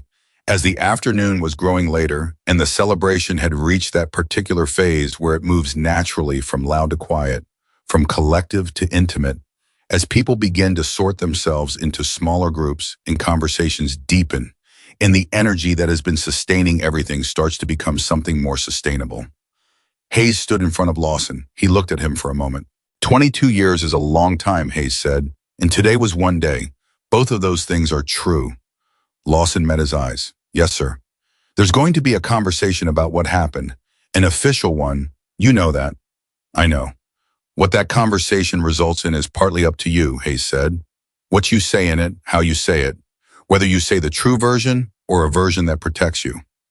Lawson's jaw was tight, but his eyes were clear. I'll say the true version. Hayes studied him. I believe you, he said. That counts for something. He paused. Not everything, but something. He walked away. Lawson exhaled. It was the exhale of a man who has been holding something for a long time and has finally been allowed to set it down, knowing that the setting down is not the end of anything, but the beginning of something considerably harder and considerably more real. Deacon had moved to a quieter part of the property. He was sitting on a wooden crate that someone had used for the setup and not moved. And Ranger was beside him, and he had a cup of coffee that Madison had brought him at some point and that he was holding in both hands but not drinking. He was looking at nothing or looking at everything. Sometimes those are the same thing. Hayes came and sat beside him on a second crate. They sat without speaking for a long time. You did a hard thing this morning, Hayes said eventually. You did a hard thing 30 years ago, Deacon said, telling every new deputy that story, every class. Hayes looked at him. Who told you that? You'd be surprised what people know about a sheriff, Deacon said, especially when his name comes up on a radio. Hayes was quiet. Then, I never told it with your name. I didn't know your name. Not then. I told it as the story of a stranger. That's what you were. He paused. That's not what you are now. Deacon looked at him. What's it do? Deacon asked. When you tell it, to the new ones. Some of them get it, Hayes said. Some of them file it away and forget it. Some of them, he stopped. Some of them turn into Lawson, and some of them turn into Brooks. He looked at his coffee. And I never know which is which until a morning like this one. That's the job, Deacon said. That's the job, Hayes agreed. They sat with that. In the gathering behind them, the celebration was still going. Voices and laughter and the sound of someone, Tommy probably, attempting to get the portable speaker to play something that the older members were vocally uninterested in, and that was generating exactly the kind of good-natured generational argument that happens in communities that have enough trust to disagree without it meaning anything bad. Madison's voice cut through at one point, clear and laughing and decisive, and whatever the dispute was about, it ended. Deacon listened to her voice. Something in his chest shifted. 11 years, Hayes said. 11 years, Deacon confirmed. Worth the wait? Deacon looked at Hayes. Every day of it, he said, and every minute of this morning. Hayes smiled. She know the story about Route 9? She knows everything, Deacon said. She's always known everything. That's the only way I know how to do this. Hayes nodded slowly. Good woman, he said. The best, Deacon said, and then, quiet in the particular way that important things are sometimes said, without build-up, without preamble, without anything to mark them as the kind of words that last. Hayes said, thank you, for real. 30 years overdue, and I know it doesn't cover what it should cover, but thank you. Deacon held his gaze. He held it for a long time. You became a good sheriff, he said finally. You protected people. You taught people. You built something. He paused. That's thanks enough. Hayes swallowed. He looked away. They sat there together, the sheriff and the biker, the man who was saved and the man who saved him, on wooden crates at the edge of a desert wedding that had survived the worst of the morning and emerged as something none of them could have anticipated. And they sat until the voices behind them grew quieter and the light kept changing, and Ranger leaned against Deacon's leg and went to sleep. And somewhere in the gathering, Tommy Reyes found Evan Brooks and they talked, not about what had happened, not directly, not yet, but about other things, small things. The way young men sometimes talk around the big thing that's really happening, circling it, getting closer in degrees, building toward it. Tommy had questions, Evan had some answers, and some other questions, and that combination turned out to be enough for a beginning. Small things. Always the small things first. Lawson had stayed. That was what mattered at the end of the afternoon. Not that he'd made it right, not that he'd fixed anything, because those things weren't available to him on the same day that the wrong happened. But he'd stayed. He'd eaten the food and stood at the edge and endured the discomfort and not run from it. And when Hayes had spoken to him, he'd answered honestly. And when the gathering was beginning to wind down and people were saying their goodbyes and the older members were starting to talk about the road ahead, Lawson walked to Deacon. I didn't have words this time either. He'd used his words earlier and they'd been inadequate and he'd known they were inadequate. And he was done pretending that words could do this particular job. So he did something that was not his habit, was not in his catalog of behaviors, was not something he would have predicted about himself at any point during the 22 years he'd been doing this job. He extended his hand. He held it out. Not a handshake that asked for something in return. Not a handshake that expected anything. Just a hand held out in the oldest gesture available to human beings for signaling that you are not a threat and would like, if possible, not to be treated as one. Deacon looked at the hand. He looked at Lawson's face. He took it. One shake, firm, brief, complete. Lawson nodded once. He walked back to his vehicle. He drove away. The desert was beginning to quiet. The last of the light was changing. And Deacon Whitmore stood with his wife beside him and his dog at his feet, and his brothers around him, and the sheriff of the county somewhere nearby. And he looked at the altar that Red had built, and the chairs that had been knocked over and reset, and the table where food had been served and eaten, and the whole complicated wreckage and rescue of this particular day. And he felt something that was difficult to name precisely, but that lived in the vicinity of gratitude. Deep, earned, inconvenient gratitude of the kind that only comes from having almost lost something and then finding it again, slightly changed by the almost losing, more real for having been tested. Madison leaned into him. He put his arm around her. Ranger slept. The road that Gerald Pewett's property bordered carried, in the far distance, the sound of Lawson's vehicle heading back toward town. Heading back to a department he'd said he was going to leave. Heading back maybe toward a version of himself that the day had made possible. Not guaranteed, not inevitable, but possible. That was all any day could do. Make something possible that wasn't possible before. Behind them, Red was finishing the chairs, whistling something tuneless and happy. the way big men whistle when they've worked and things are right. Tommy Reyes was helping him. 2 chairs, side by side, stacked together. 3 weeks after the wedding, the story leaked. Not from Deacon, not from Madison, not from Hayes, who understood instinctively that some things belong to the people who live them before they belong to anyone else. It leaked the way things always leak in small towns, through proximity, through overheard conversations, through the particular inability of human beings to hold on to something extraordinary without eventually needing to share it. Someone who'd driven past the property that morning had seen the patrol cars and the leather cuts and told someone who told someone else, who told someone who worked at the county clerk's office, who told her cousin, who told 3 people at church on Sunday, and by the following Wednesday, the version circulating through town had been elaborated in the way that small town stories always get elaborated. Some details dropped, others magnified, the emotional core intact, but the specifics loosened from their moorings. What the town heard was this: a Hells Angels wedding had been interrupted by a deputy. The deputy had pulled a weapon. The biker leader had walked toward the gun instead of away from it, and the sheriff had shown up and embraced the biker in front of everyone. That part at least was accurate. What the town didn't hear, not yet, was why. And in a town where why is the most important word in any story, that absence created a vacuum that curiosity rushed to fill. Hayes became aware of the circulating story on a Thursday morning when his deputy dispatcher, a meticulous woman named Carla, who tracked the social temperature of the county, the way other people tracked weather, appeared in his doorway with a specific expression on her face. "Sheriff," she said, "the phone has been ringing since 7. About? The wedding." Hayes leaned back in his chair. "What are people saying?" "Depends who you ask," Carla said. "About half think you lost your mind. The other half want to know the story." She paused.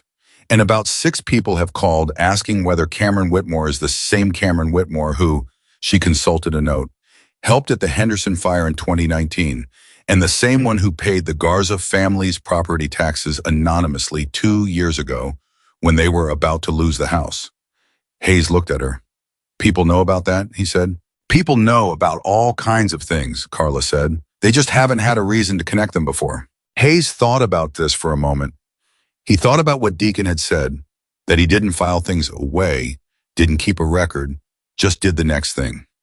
He thought about the accumulation of next things over 11 years in and around this county, the fire, the taxes, whatever else was out there that hadn't surfaced yet.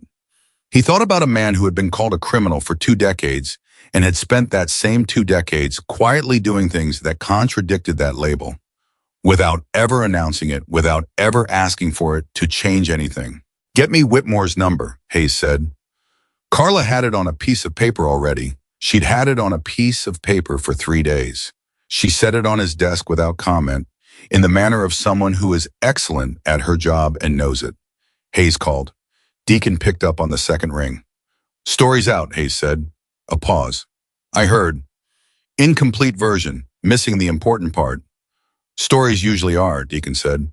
"People are asking questions about you specifically, about things you've apparently done in this county that nobody connected to a name before." Hayes paused. "I want to ask you something directly, and I want you to answer me directly." "Go ahead. Is there a reason you've been operating in this area for 11 years without making yourself known? To me specifically, knowing I'd been looking." The pause on the other end was longer this time. "Yeah," Deacon said finally, "there is." "Tell me." Another pause. Not evasion. Deacon Whitmore didn't evade. The pause of a man choosing his words with care because the words matter and getting them right matters. "If I'd come to you," Deacon said, "it would have become a transaction. You would have felt like the debt was paid. I would have felt like I'd been paid. And both of us would have moved on." He stopped. "I didn't want to be paid. I wanted to be here. I wanted to do the things that needed doing. Not because you owed me anything, because the place needed them done." Hayes sat with that. "You knew I was looking," Hayes said. "I knew. And you stayed anyway." "I stayed," Deacon confirmed, "because this is where Madison is from, because Gerald Pute is the best man I've known in 20 years who didn't ride with me. Because Tommy Reyes needed someone to ride with who wouldn't let him get killed before he figured out who he was." His voice was matter of fact, the way he said everything. Not because it was small, but because he'd made his peace with it being what it was. Because there were reasons to stay that had nothing to do with debt. Hayes closed his eyes for a moment. He opened them. The Garza family, he said. Don't. The Henderson fire, you were there for 6 hours. You pulled 3 people out of that building before the fire department. Daniel, Deacon's voice was patient but firm. I'm asking you not to make a list. People deserve to know. People deserve a lot of things they don't get, Deacon said.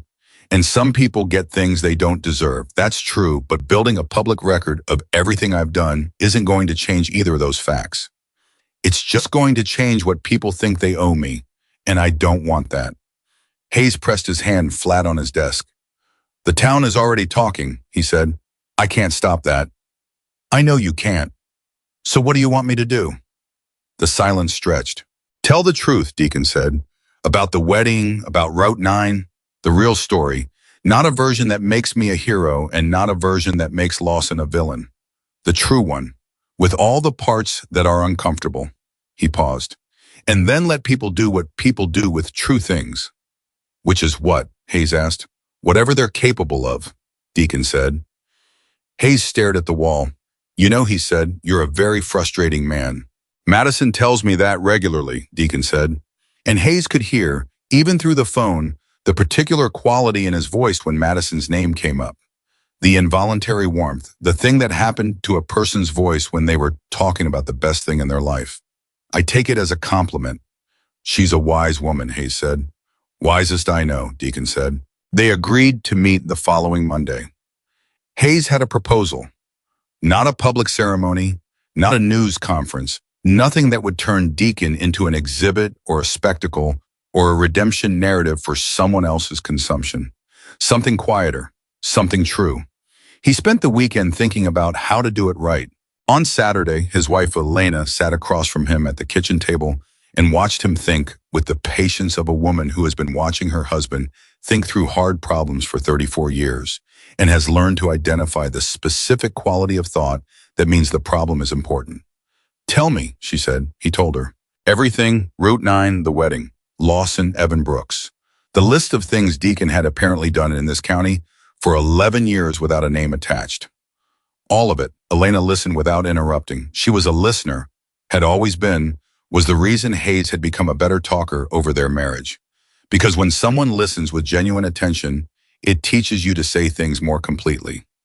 When he finished, she was quiet for a moment. What are you afraid of? She asked. He looked at her. What do you mean? You've been sitting here all morning looking like a man who's afraid of something, she said. I know that look. I've seen it for 34 years. What is it? He thought about it. I'm getting it wrong, he said. He trusted me with something. With the story. With the way it gets told. He paused. He said tell the truth. But truth can be used badly. The wrong emphasis. The wrong framing. It becomes a different thing. Elena nodded slowly. Then you tell it the way he'd tell it, she said. Hayes looked at her. How would he tell it? She said. Not a hero story, not a tragedy, just what happened and why it mattered and what it asks of the people hearing it. She paused. You know how he'd tell it. You've been listening to him for 3 weeks. You know who he is. Hayes thought about Deacon standing with a gun at his chest and his hands open. He thought about the way Deacon had spoken to Lawson after, without triumph, without malice. Today could have been worse. Be thankful it wasn't. He thought about the way Deacon had talked about the Garza family, about Tommy Reyes, about the reasons for staying in this county that had nothing to do with recognition. Just the next thing, just the thing that needed doing. Yeah, Hayes said slowly. Yeah, I know how he'd tell it. Elena picked up her coffee cup. Then stop being afraid and go tell it, she said. The Monday meeting happened in the back room of a diner on Main Street called Sullivan's, which had been in the same family for 40 years, which served coffee in mugs that weighed about half a pound each, which smelled like bacon and old wood in proportions that constituted a kind of perfection. It was Hayes's choice of venue. Deacon approved it without hesitation. They brought Madison. They brought Big Red, because Deacon rarely made decisions of consequence without Red nearby. They brought Evan Brooks, which surprised Red until Deacon explained his reasoning. He's the one who made the call. He should be part of what comes after. They did not bring Lawson. Lawson had submitted his transfer request. Hayes had approved it.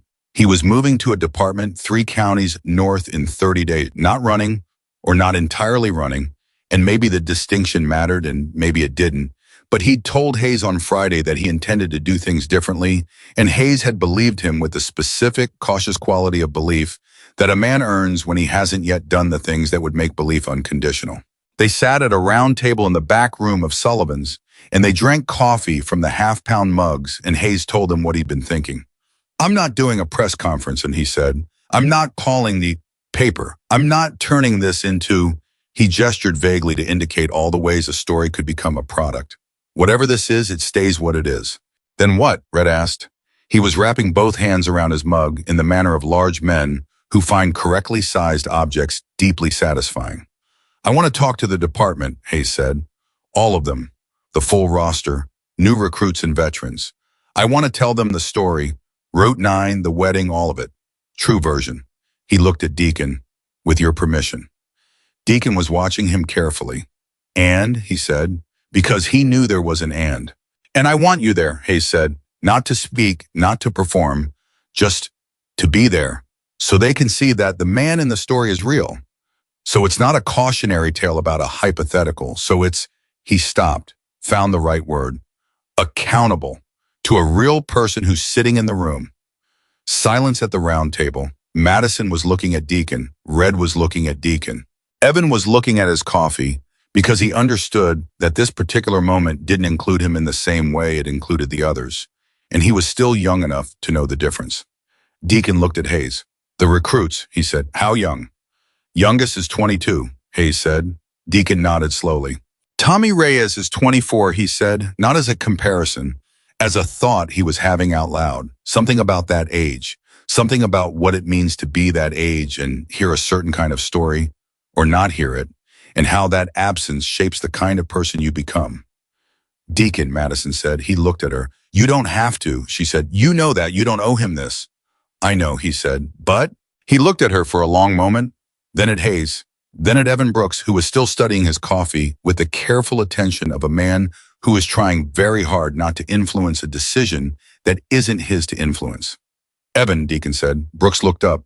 "What would it have meant to you," Deacon said, "if you'd heard this story before the wedding, before all of it, if someone had told you this story when you were 22 years old and just starting out?"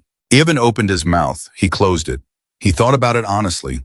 Not the answer that sounded right, but the actual answer, which required him to think about who he had been at 22 and what had shaped him and where the gaps in his formation were and what might have filled them.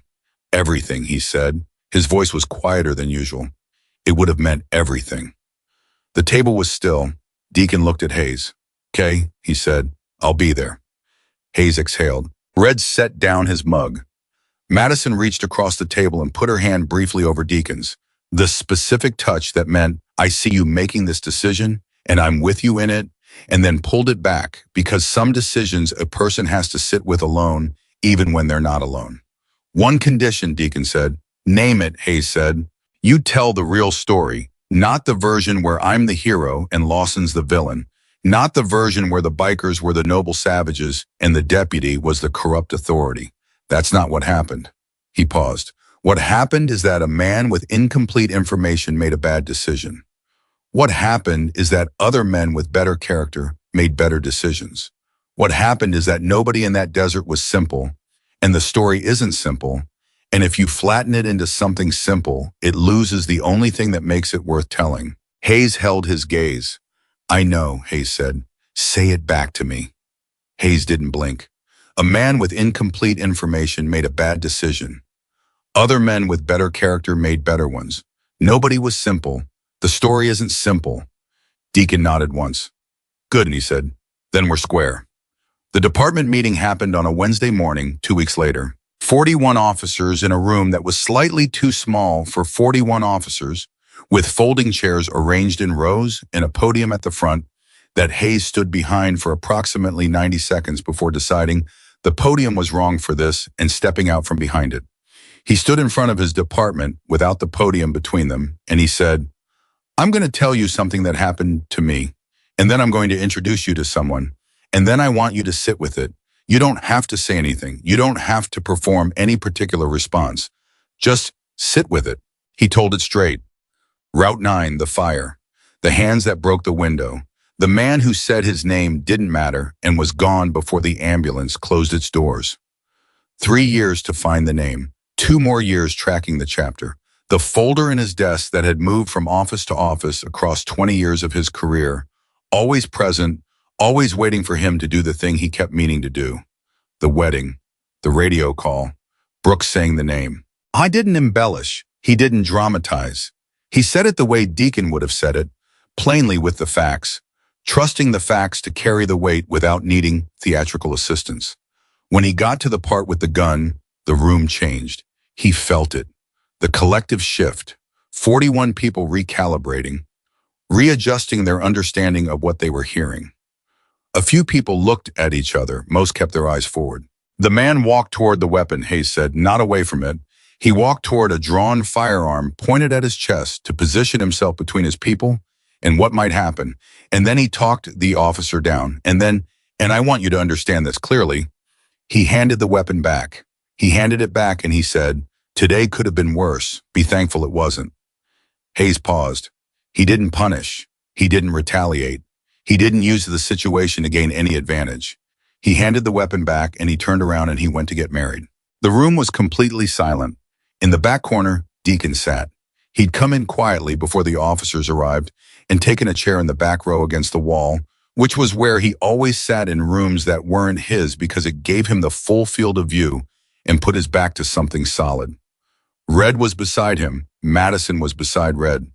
Evan Brooks was in the second row, in uniform, sitting with his fellow officers, the only person in the room who had been in that desert.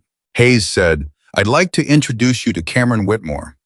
40 heads turned. The moment of recognition, of the abstract becoming concrete, of the story meeting the person, moved across the room visibly. You could trace it face by face. The adjustment, the reconsideration, the particular look of people who had been building an internal image of someone and are now being asked to revise it against reality. Deacon stood.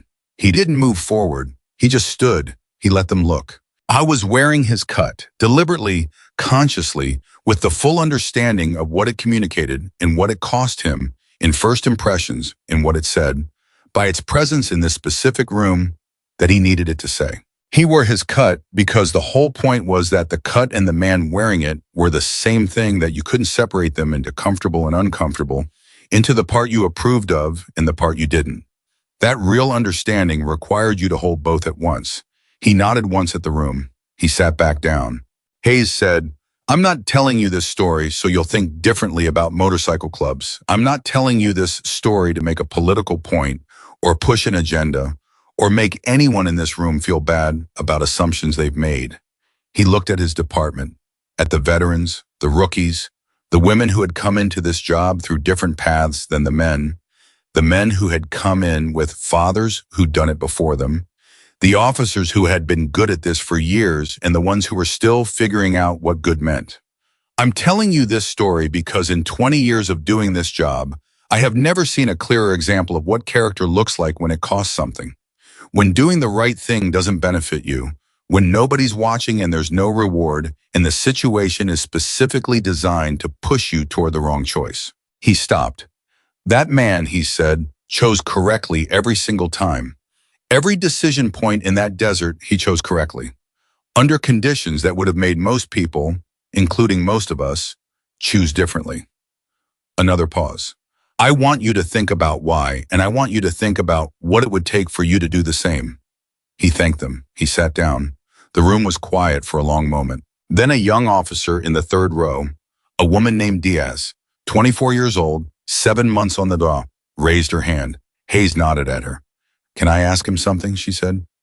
Mr. Whitmore? Every head turned again. Deacon looked at her. Go ahead.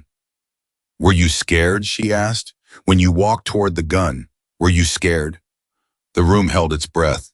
Deacon looked at this young officer for a moment, 24 years old, 7 months in, asking the question that every single person in the room wanted answered, and that most of them were too composed or too strategic to ask. Yes, yes, he said, simply and completely. Diaz looked at him. How did you do it anyway? Because being scared wasn't the most important thing in the room, he said. My people were the most important thing in the room. Keeping that officer from doing something he could never take back was the most important thing in the room. He paused. The fear was real. I'm not telling you it wasn't, but it wasn't running the decision. Diaz nodded slowly, processing. What was? She asked. Deacon looked at her with the focused attention he gave to questions that deserved it. Who I already was, he said. The room sat with that. In the second row, Evan Brooks was looking at the floor with an expression that was entirely internal. A conversation happening inside him that didn't show on his face except in the specific tension around his eyes and the slight tightening of his jaw that meant something was landing that he hadn't been ready for. I thought about the morning of the wedding, about himself in it, about the decisions he'd made and the ones he'd been slow to make, about his hands on the radio, finally, shaking, about Deacon's words in the desert. Because if I don't, the story people tell later isn't about what he did. It's about what I did. He thought about who he'd already been that morning. He thought about who he wanted to already be going forward. After the meeting, the officers filed out. Some of them stopped near Deacon. Not all, not most, but enough. Some shook his hand. Some just made eye contact in a way that communicated something they didn't have language for. Diaz stopped and said, "Thank you for coming," with the simplicity of someone who meant it without ornamentation. And Deacon said, "Thank you for asking the right question." And she looked startled and then pleased in the way of young people who've been told they did something right by someone whose opinion has just become unexpectedly important to them. Hayes found Deacon near the door afterward. "How do you feel?" he asked. "Like I talked about myself for 45 minutes, Deacon said, "which I don't love." "It wasn't about yourself," Hayes said. "You know that." "I know what it was about," Deacon said. "Doesn't change how it feels." He looked at Hayes. Did it land with the ones who needed it to? Hayes thought about Diaz and her question. He thought about two other officers who had stayed seated a beat too long after everyone stood, who had the expression of people who'd been hit somewhere important and were sitting with the hit. He thought about a veteran sergeant in the back who had been on the job for 19 years and who, after the meeting, had stood in the hallway for a long time before going anywhere, just standing there, which was significant because that sergeant was not a man who stood in hallways. "Yeah," Hayes said. "It landed." "Good," Deacon said. "That's enough." Red appeared with the truck keys. Madison appeared with her jacket and a look that said she was ready to go, and also that she was proud of him, and also that she was going to tell him that later, at home, where he couldn't deflect it with practicalities. Evan Brooks caught Deacon at the door. "I want to tell you something," Evan said. Deacon waited. "I've been thinking about what I could have done differently," Evan said. "That morning, the moment I should have stepped in before I did, I've been going back over it, every step, trying to figure out where the line was." "And?" Deacon said. "I think I knew," Evan said. "I think I knew before it escalated. I think there was a moment early when he first knocked the chair, when I knew, and I let it go anyway, because it was easier, because stepping in would have made things complicated in ways I didn't want to deal with." He met Deacon's eyes. "And I keep thinking about what you said. That being scared wasn't the most important thing in the room." Deacon looked at him. "My people were the most important thing in the room," Evan said. "The people in that desert, they were my people too. Not just yours. The moment I put on this uniform, everyone in that desert became mine to protect." His voice was even, but not without feeling. "Including you, including your wife, including your dog." He paused. "I was slow, and I'm going to be faster." Deacon studied him for a long moment. "You're going to be a good officer," he said. Evan blinked. "I'm not telling you that to be kind," Deacon said. "I'm telling you because the ones who actually become good at this job are the ones who can hold themselves accountable without it destroying them. There's a version of what you just said that turns into punishment, into making yourself smaller, beating yourself down, and there's a version that turns into fuel." He looked at Evan steadily. "Yours is the second kind. I can hear it." Evan swallowed. "How?" he said. "How can you hear the difference?" "Experience," Deacon said simply, "and age, both of which you are going to accumulate if you stay honest." He put his hand briefly on Evan's shoulder. The same gesture Red made, that Walsh had made, the language of men who are trying to transfer something important through the most direct available channel. "Don't waste the morning. He walked out. Red and Madison fell in beside him. The three of them walked to the truck in the morning light and got in, and Red drove, the way Red always drove when Deacon needed to not be doing something with his hands. And for a while, nobody said anything. The radio was off. The road was quiet. The distance between the sheriff's department and the motel where they were staying 2 more days before heading home unreeled steadily under the truck's tires. Then Madison said, "That young officer, Diaz." "Yeah," Deacon said. "She's going to be something," Madison said. "Yeah," Deacon said. "She is." Red made an affirmative sound from the driver's seat. He'd been watching Diaz during the meeting with the particular attention he gave to young people who showed signs of growing into something worth watching. That assessment that Red made early, and that was almost always right. Not because Red was infallible, but because he paid the kind of attention that most people didn't have the patience for. "Going to be some people in that room," Red said, "who walk through a door differently because of today." "Maybe," Deacon said. "Not maybe," Red said. "I saw their faces. Some of those people are going to handle something better than they would have, make a call they might not have made, hold back when they should hold back, or step forward when they should step forward." He paused. "That's on you." "That's on Hayes," Deacon said. "He's the one who told the story." "He told a story about you," Red said. "That's different." He glanced over. "You know that's different." Deacon looked out the window. He didn't answer, because Red was right, and both of them knew it, and saying so wouldn't add anything. The truck moved through the town that Deacon had been operating in for 11 years without a name. The town that now had his name attached to things it hadn't previously known he'd touched. The Garza house was somewhere to the east. The Henderson building, repaired now, was to the north. Gerald Pruitt's property was south, already beginning to resume its ordinary character. The built things dismantled, only the land remaining, indifferent and permanent. Deacon looked at none of these things specifically. He looked at the road ahead. The same road he'd been on for 30 years, in different forms, in different states, on different machines. Always this road, the one that went somewhere and also went back, that led away and also led toward, that he'd been traveling since the night on Route 9 when he'd stopped for a burning car and a stranger's life and started being, without fully knowing it, the thing that he was going to spend the rest of his life being.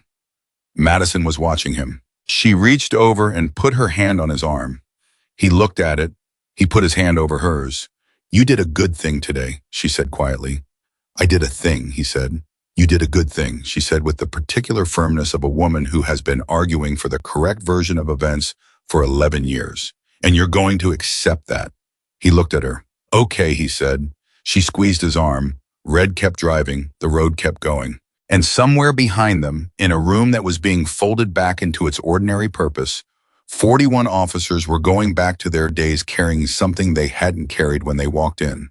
Some of them knowing exactly what it was, some of them not knowing yet but feeling its weight, and a few of them, Diaz, a veteran sergeant who'd stood too long in the hallway, 2 rookies who'd never forget this particular Wednesday morning, carrying it in a way that would eventually show up in a decision made at the right moment, in a hesitation that prevented something terrible, in a choice correctly made when the situation was specifically designed to push toward the wrong one. They would never know, most of them, that it was Deacon who put it there. He wouldn't know about most of them. That was how it worked. That was always how it worked. The next thing, the thing that needed doing, the road ahead. Always the road ahead. 6 months after the wedding, Tommy Reyes made a decision that would have gone differently if the desert morning had never happened. I was on patrol, routine traffic stop, late on a Tuesday night, a vehicle with a broken taillight on the county road outside town. He ran the plates before he got out of the car, the way he'd been trained. The car came back clean. He walked up and the driver was young, 19, maybe 20, with the particular combination of nervousness and studied casualness that young men deploy when they've been taught to be afraid of this exact moment. Tommy looked at him. I didn't see a threat. He didn't see a criminal.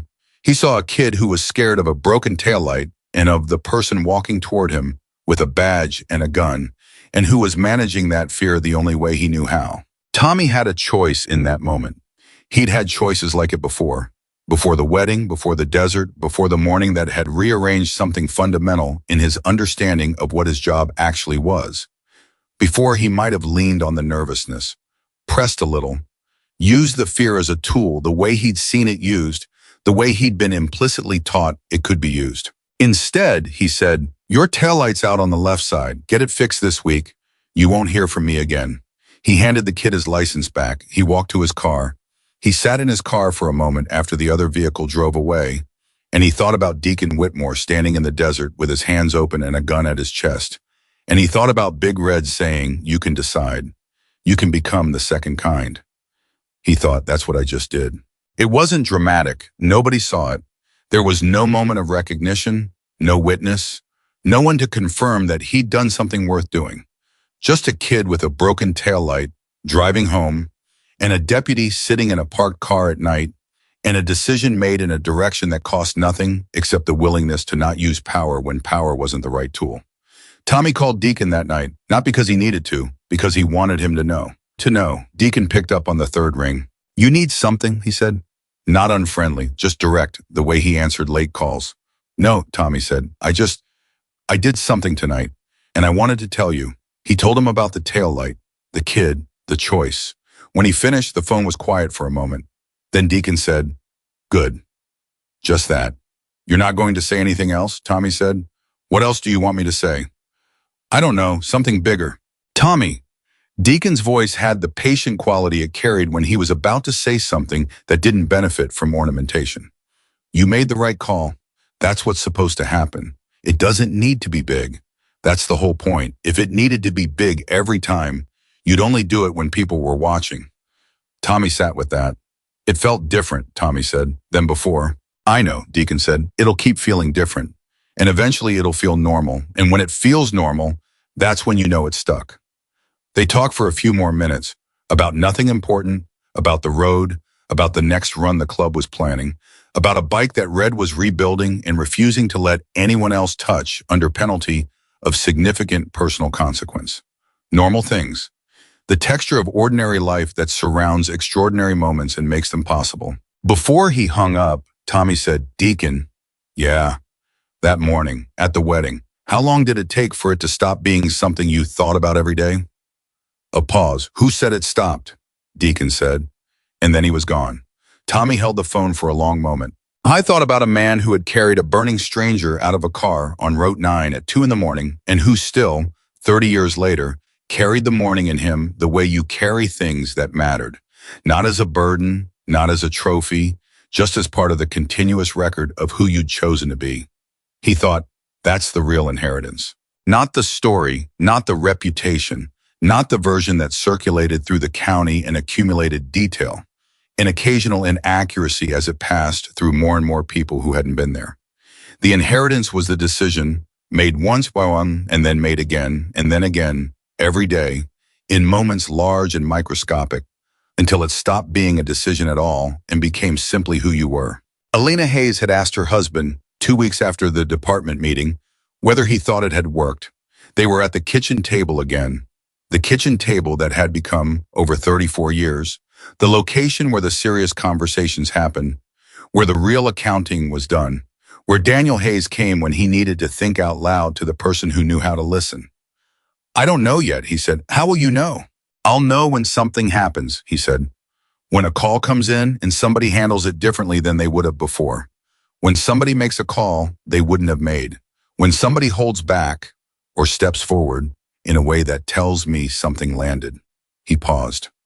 "You don't always get to see it. Some of it goes out and you never know what happened downstream." Elena nodded. "But some of it you do see," she said. "Some of it," he agreed. The first sign came 4 months later when Officer Diaz responded to a call at a rally. Not Hell's Angels, an unrelated group, different circumstances entirely, and handled it with a precision and a patience that 2 other officers later described in their reports without realizing they were each using almost exactly the same words. She'd been calm. She'd given space. She'd made the decision based on what was actually in front of her, rather than what she'd been told to expect. Hayes read both reports on the same morning. He sat at his desk for a long time afterward. I thought about a folder he'd kept for 20 years, moving from office to office, waiting. He thought about the morning the radio cracked open with Brooks's shaking voice and a name he'd almost stopped believing he'd hear. He thought about a wooden altar in the desert and a three-legged dog with a white ribbon, and a preacher saying finally with theatrical exasperation, and the whole desert erupting into something that sounded like a community discovering itself. He called Deacon. "Diaz," he said when Deacon picked up. "You're a young officer from the meeting." "She's your officer," Deacon said. "She handled something this week. I'm not going to get into the details. But I wanted you to know." It landed. Silence on the other end. "Good," Deacon said. "I thought you'd want to know." "I do want to know," Deacon said. "Thank you." Hayes could hear, in the background on Deacon's end, the sound of a garage, metal on metal, an engine, voices, the particular ambient sound of men doing work they understood. The ordinary texture of Deacon's life continuing. The next thing and the thing after that. "How's Madison?" Hayes asked. "Impossible," Deacon said, and the warmth was there immediately, unavoidable, the involuntary thing that happened to his voice. "Perfect." "Good combination," Hayes said. "Best one I know," Deacon said. They agreed to have dinner the next time Deacon was in the county. A real dinner, with Elena and Madison and Red, if he could be convinced to sit at a table long enough, which was not guaranteed but worth attempting. The kind of dinner that happens between people who have been through something together and have decided that the something is a beginning rather than a conclusion. The call that changed Evan Brooks's career happened on a Thursday.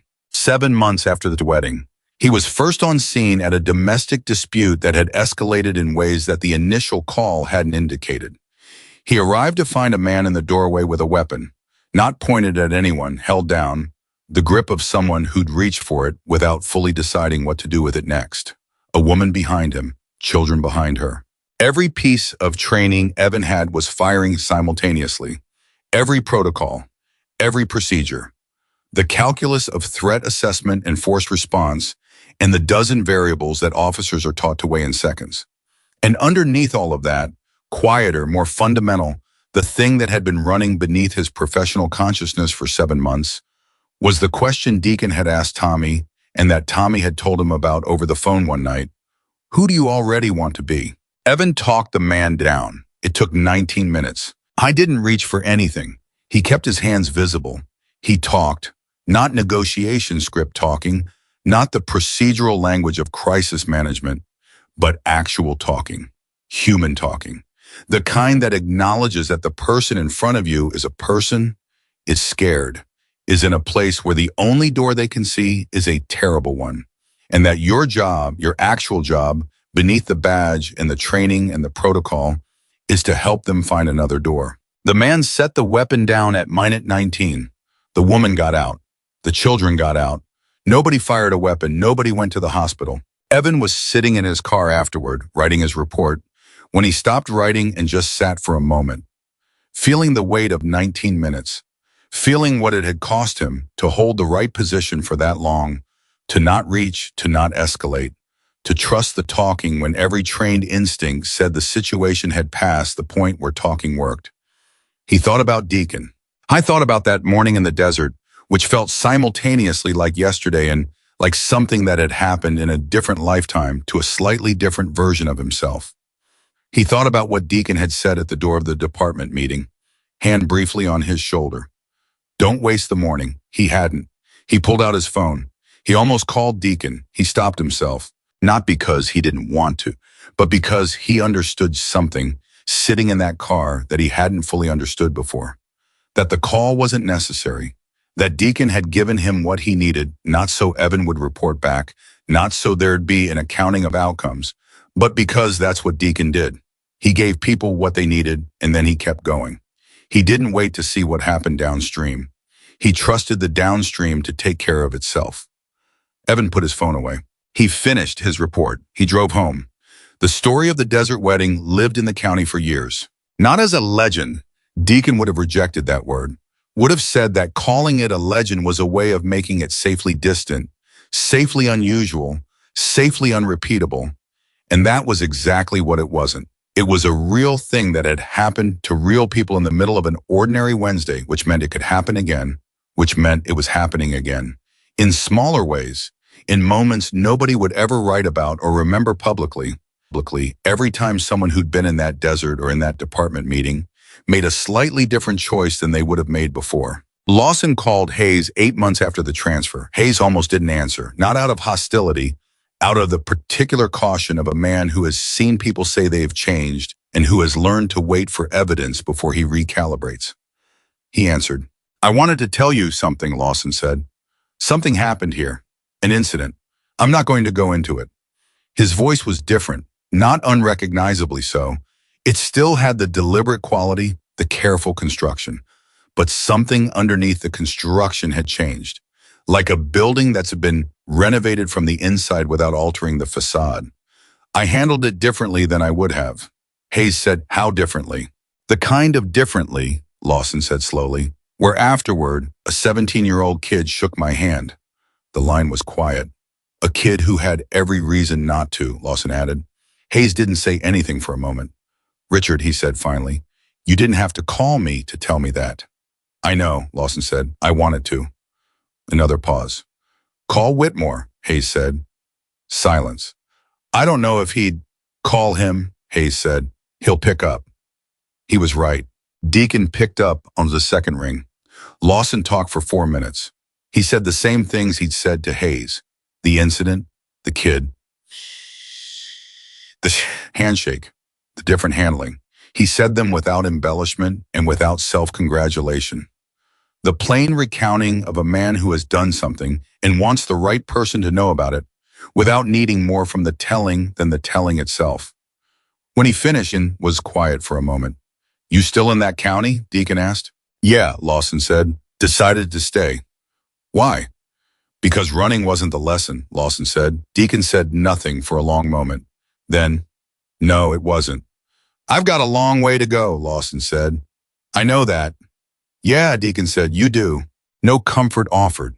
No reassurance that the distance wasn't real. Because it was real and Lawson knew it, and the knowing of it was part of what made this call different from the first conversation in the desert. The first conversation had been a man arriving at an edge. This was a man who had taken a step past it and was looking back at the distance he still had to cross and not pretending it was less than it was. "Thank you," Lawson said, "for what you did in the desert. I know I said it before, but I need you to know I understand it differently now than I did then." "How?" Deacon said. Lawson thought about it.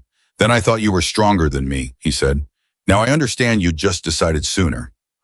The phone was quiet. "Good," Deacon said. "Then make the next decision the same way." He hung up.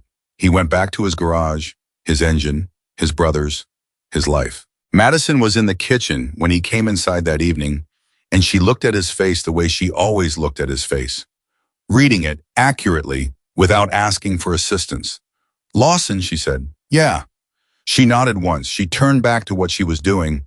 Then she said, "You knew this would happen. When you handed the gun back, you knew eventually he'd..." "I didn't know anything," Deacon said. She looked at him. "I hoped," he said. "That's different." He sat down at the kitchen table. Ranger came and lay across his feet, which was Ranger's way of confirming that all was well, and also that he had not been fed recently, which was a separate issue requiring attention. You can't know what people are going to do. You can only do your part and trust the rest. "And if the rest doesn't follow," she said. He looked at her. "Then you did your part," he said, "and that's still worth something." She held his gaze. She came to the table and sat across from him, and they looked at each other the way they had looked at each other across an altar in the desert, while a preacher stood patiently and a sheriff sat in the front row, and 43 brothers refused to move, with the specific quality of recognition that accumulates between people who have chosen each other through enough things to know that the choosing is not a single event, but a continuous act renewed daily, sometimes in the dark, sometimes under fire, sometimes across a kitchen table at the end of an ordinary evening. "I love you," she said. "I love you," he said. Ranger thumped his tail. The road outside was quiet. The desert was somewhere south, patient and permanent, holding nothing and releasing nothing, keeping the morning the way the land keeps everything. Not as memory, but as fact. The altar was gone. The chairs were gone. The white ribbon that someone had tied around a three-legged dog's neck was gone. But the morning had happened, and the people in it had been changed by it, and the change was still moving. Through Tommy Reyes on a Tuesday night, through Diaz on a call she handled correctly, through Evan Brooks in 19 minutes that cost him something real, through Lawson on a phone in a county 3 hours north, through Hayes reading 2 reports that used almost the same words, still moving outward, the way things move when they're true, not stopping at the edges of what anyone could see or measure or name. A man had walked toward a gun to protect the people he loved. A sheriff had told the truth about the man who saved him. A town had learned to look longer before it decided what it saw. And the man who'd started all of it had gone home, sat at his kitchen table, put his hand over his wife's hand, and gone to sleep that night the way he went to sleep every night, without ceremony, without accounting, without waiting to see what downstream brought, because he never needed to see downstream. He just needed